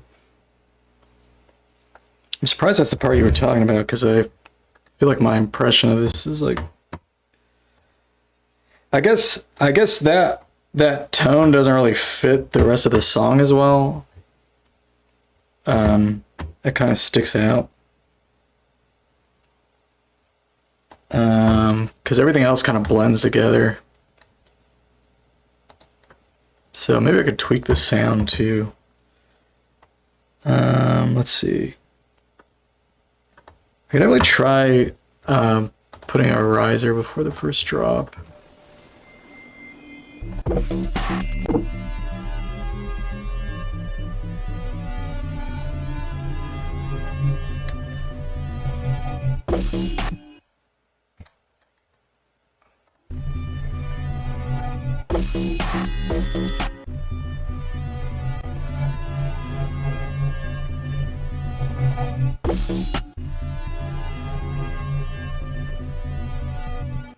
All right, let's see. All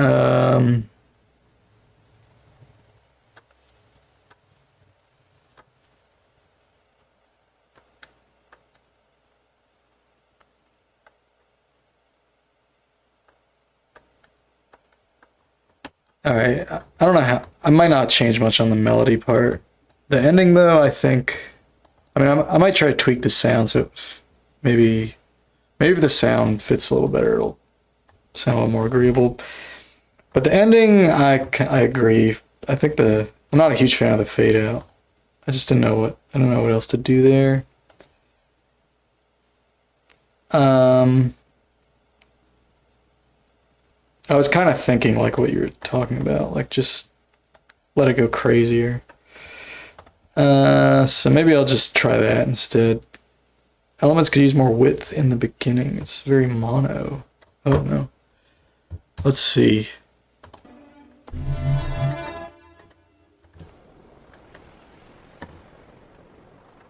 So what sound starts this? Why is this noise mono? Too mono. It's just a noise. We can definitely add some width to this. So either I could put wider on it, or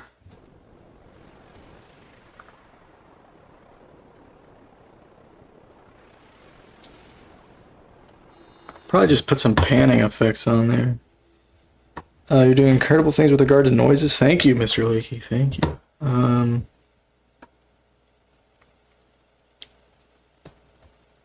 What happens if I just put a little random on the pan?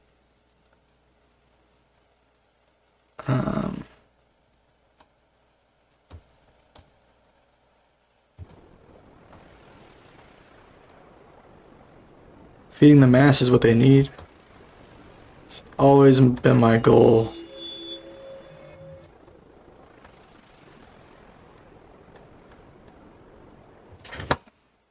I can't even tell what's...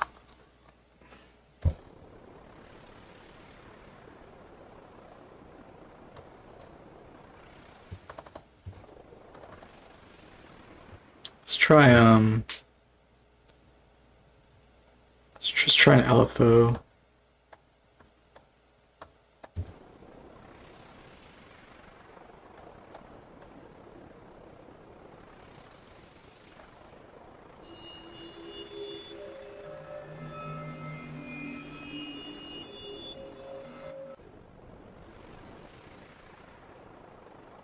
It doesn't seem to be doing anything. Maybe I have to put it on this.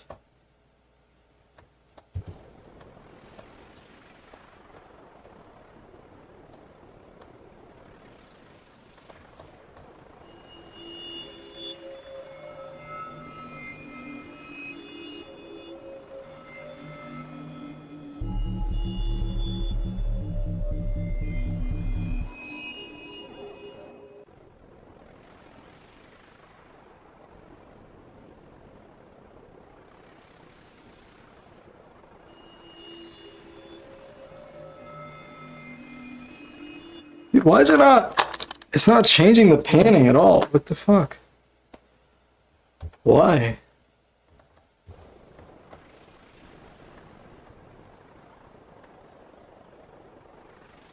Oh, I guess it is. It's just really subtle.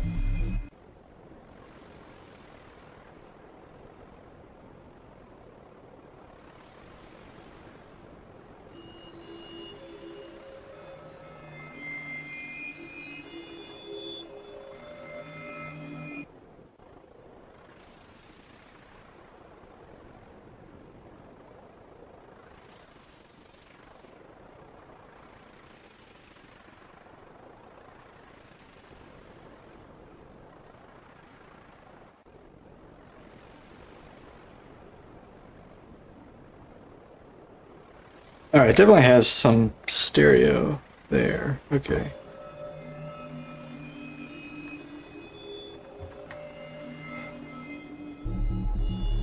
And then,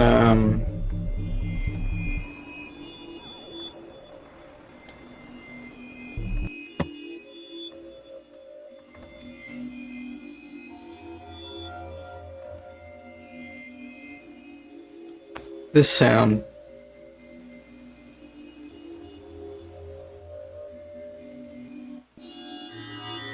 So how do we get this one to go? I guess just do the same thing. Just put like kind of random panning on there. Doesn't have to be anything massive, I don't think. Just like...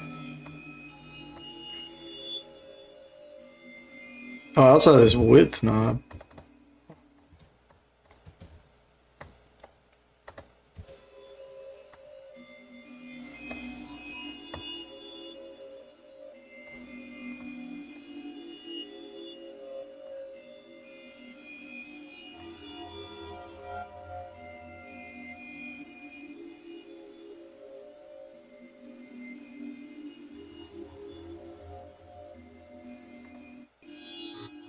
Oh, the FM oscillator is not in stereo by default.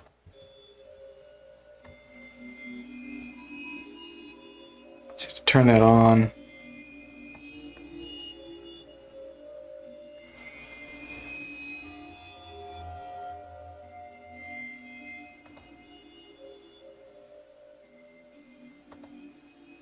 Is that doing anything though?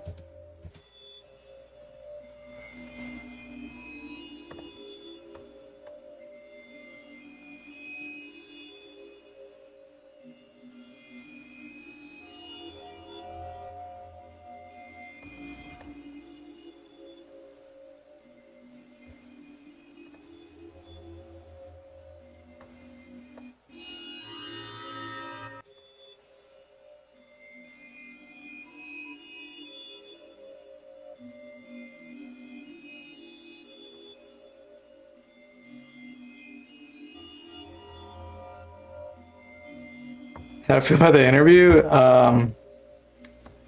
went better than I hoped. I think part of it was just because Nick has a lot he wants to say, you know, so he just let him talk. But, you know, he's an interesting guy and opinionated and knows a lot about microtonal stuff, so it was kind of pretty straightforward. And since I already kind of know him from Discord, we're already kind of friendly, so didn't have to worry about that really.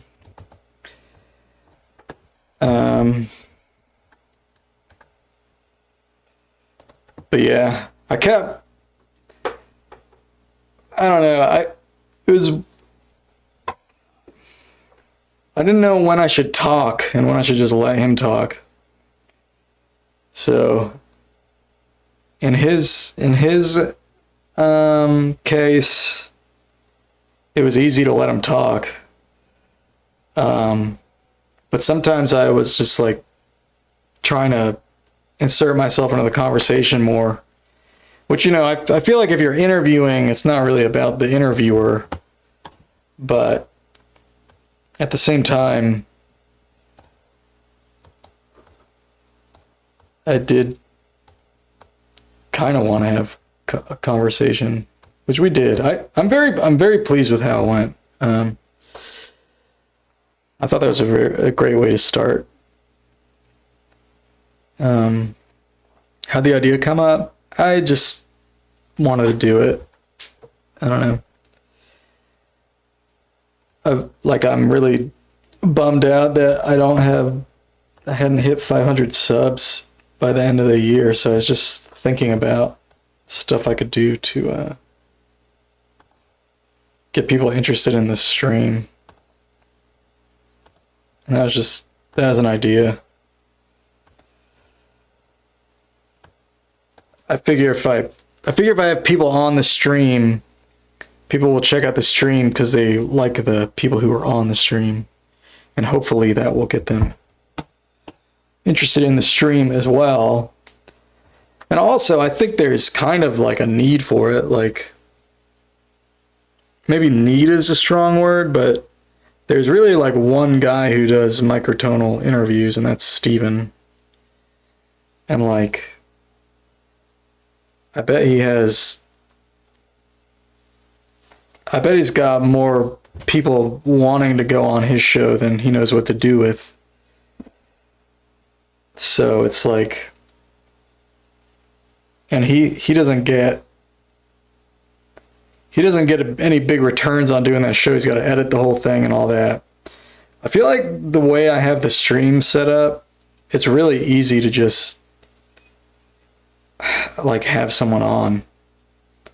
And like Abnormalities called in before. And it was fine. I kind of liked that. So I thought even when Abnormality was calling on, like, it would be cool to have people on the show. Or like on the stream. And have other people talk about shit sometimes. I could just ask questions or whatever. He's forgiven for his transgressions against 23 Edo tuning of the year last year. Helped us a little tiny bit as well. He did more than he had to. I mean, Nick is kind of the reason tuning of the year even happened, you know? Because, like, Ground wasn't doing anything about it.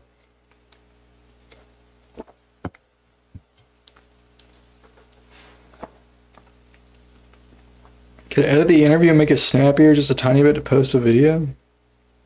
No, I'm not doing that. Someone else wants to edit it. Knock yourself out. That's the whole thing. I'm not doing this if it's gonna be a bunch of fucking work. That's why I live stream. It's like you just set it up and you go. Professor Vuci is so cool. I'm such a huge fan. Hell yeah. Like, I'll do stuff to improve the stream, but I'm not gonna start editing videos. I've already gone over this in my head a million times. Like, every time I try to get a video going, it's like it ends up sucking because I don't really want to do it. And I don't feel like editing it. I don't know how to. I don't feel like learning. And with the stream, it can just be shitty. And that's what people expect. And it's fine. And I can just marginally improve the stream over time.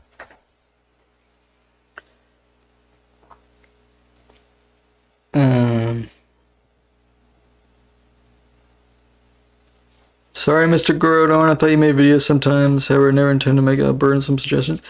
I do, but I hate it. Like, I've done videos, every video I do, I hated doing. It's such a slog, and I don't like it, and people always criticize because I, like, use too much AI or whatever. It never gets more views, is the thing. If when I did a video, it got me more views, it'd be great, and I'd keep doing that. But, like, now I'm just like, how do I do the least amount of effort to get my music or whatever out there? Like, I spent so much time on that multiple tunings video, spending, like, figuring out how to do that coding thing, and then sitting there and editing it like this shit. New Yorker for only $10. Don't forget a pizza before the. It's gonna give me heartburn. While my mouth was on complete Shut up, you bastard. Fuck Tums. I spent so much time on this video. And, like, it didn't even get that many views. It's like, why did I spend all that time making this fucking video? Like, I like it, but nobody gives a shit. So what do I care? I only did it so people would fucking watch, man, and nobody fucking watches. I'm not fucking doing a bunch of work for nothing, man. It's so shitty. I'm already fucking busy, man. I'm already too busy. If people aren't gonna fucking reward me for doing shit, I'm only gonna do the things I want to do. No one rewards me for anything. So all I do is just shit I would do regardless. And that's all I'm gonna do. Because I would do this anyway.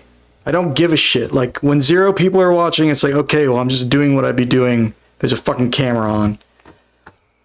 It's the only difference.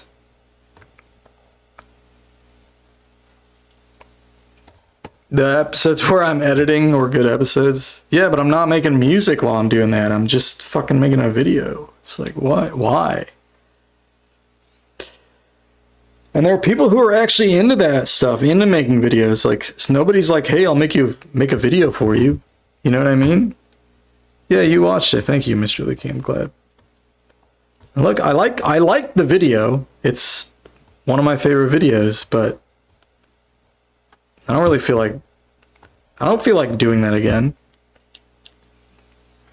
Nobody cared. I'm not Levi McLean and Zia Rose. I'm not, like, gonna fucking learn Photoshop and all those fucking programs. I don't have the money to afford them.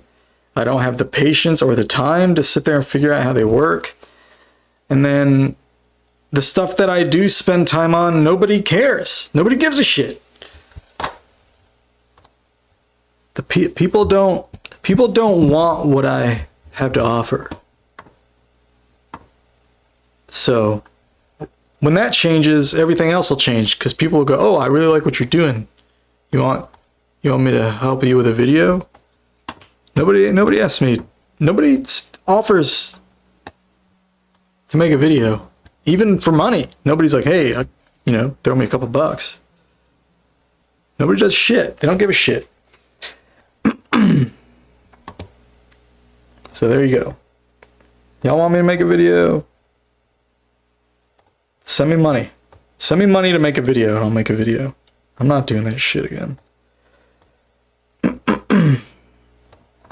Okay.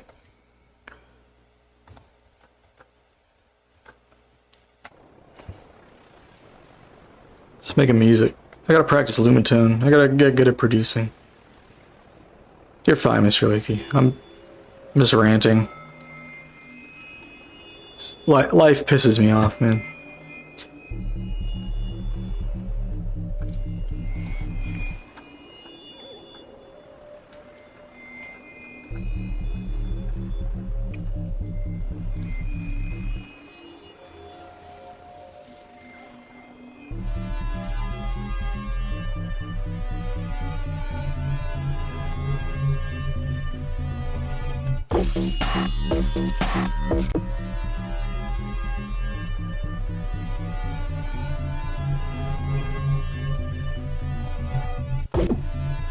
So maybe put a riser here.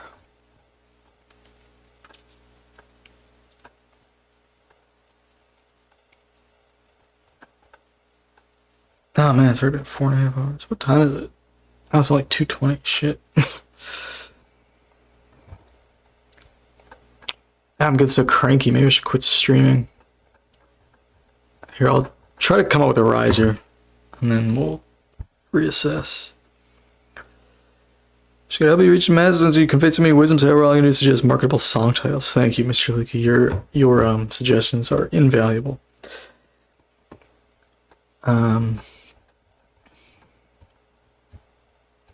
Let's see.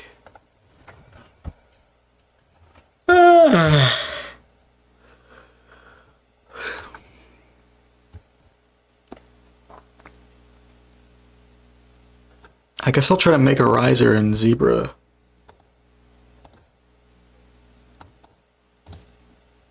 As well. Let's see.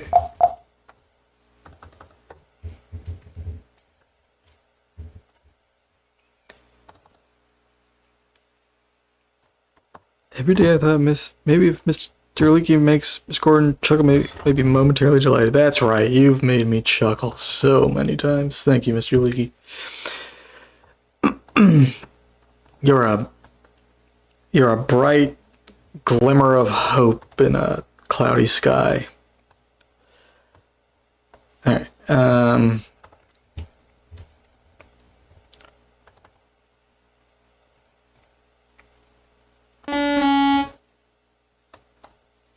Big riser. How do I make a big riser? I'm thinking some noise.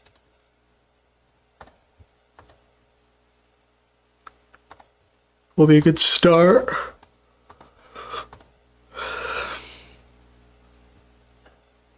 I thought I clicked noise. What happened?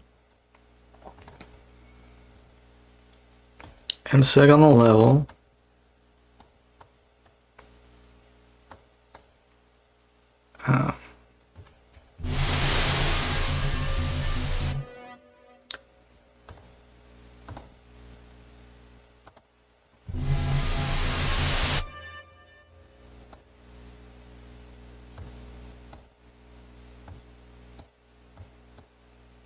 Whoa there, bud.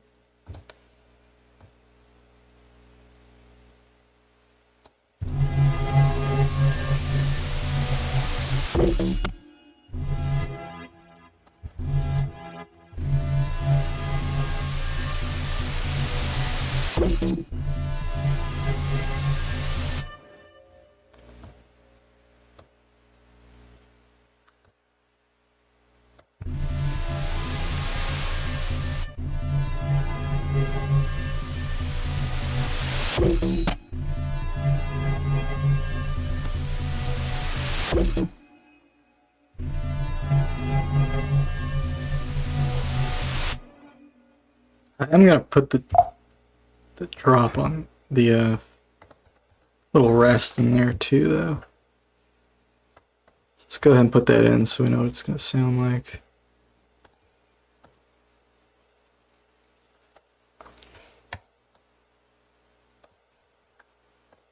Oops. Yeah, whatever.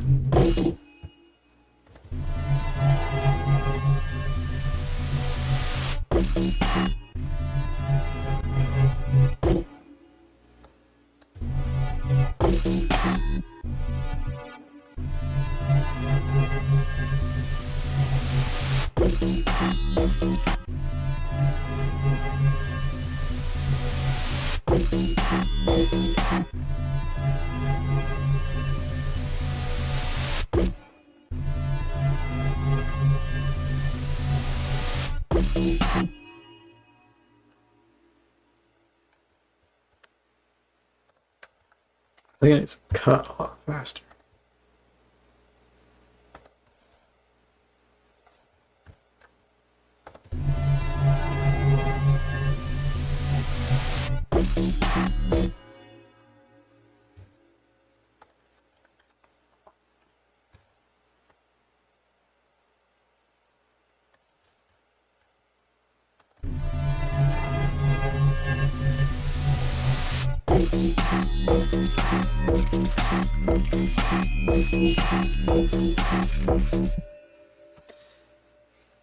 Such moments as these are the foods we feast upon to reach each consecutive days. Wow.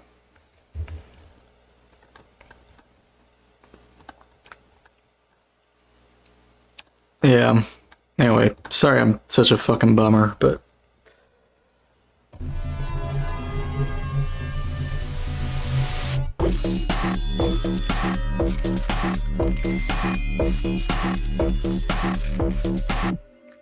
It is what it is. Alright.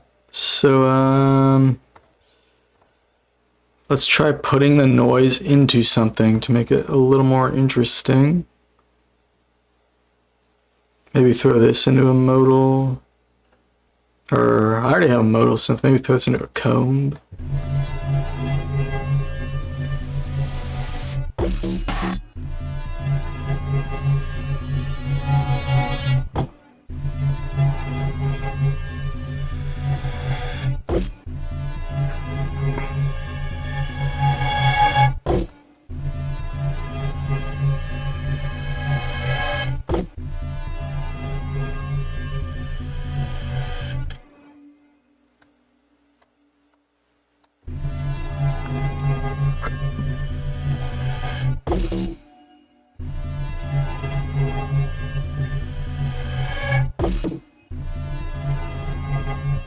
Let me try that one.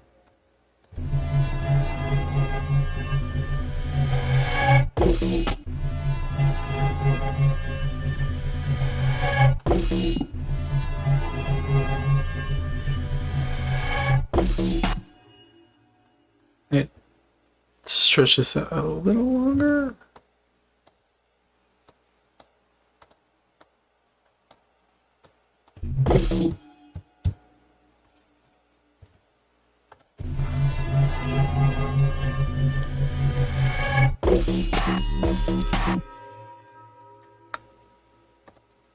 Try it like here.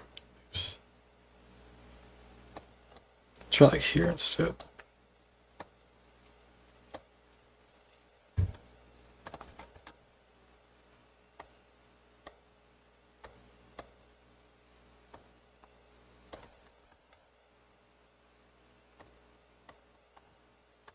Thank you, Mr. Lee.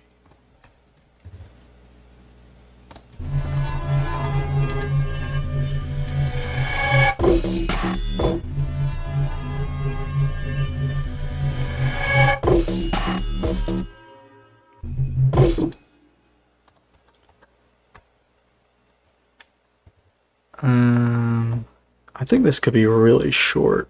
The cutoff. Like the rest or whatever. Let's try that.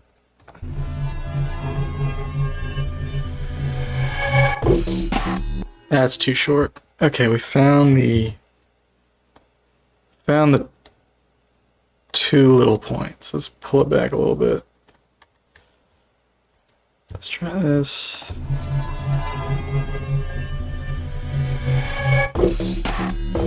It seems just a sliver too short.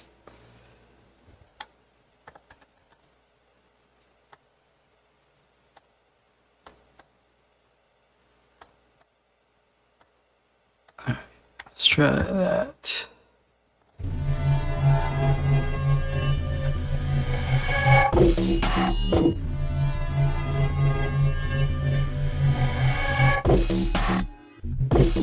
That's probably good enough, at least for now. Maybe I'll tweak it later.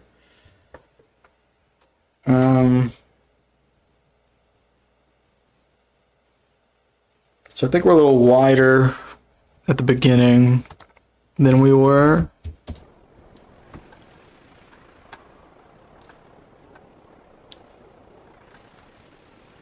I guess, I don't know, it's kind of hard for me to tell. And we got that little riser on there.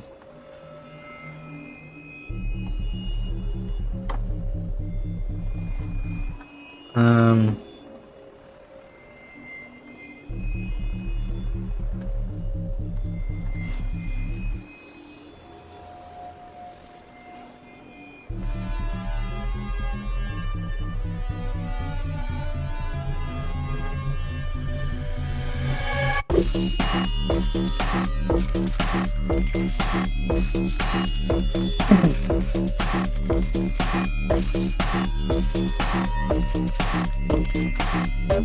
right, y'all. Anyway, I do appreciate everybody checking out the stream tonight. As usual. I am gonna get going though. I need to eat something. I'm getting like pretty agitated. But yeah. Thanks, Mr. Leakey, for hanging out. And thanks again to Nick Vuci for coming in earlier and talking. And yeah. I think we had more peak concurrence than I ever have. I think I had like 16 or so. So yeah, I was not like mad at you at all, Mr. Leakey. I'm just complaining about my lack of success in anything I do. It just fucking pisses me off, man.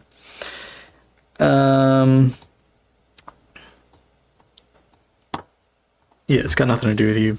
It's got nothing to do with you, dude. It's just, I'm just thinking about making videos and stuff. It just pisses me off. Alright. Well, hey, we did get some new subscribers from doing this, which is good.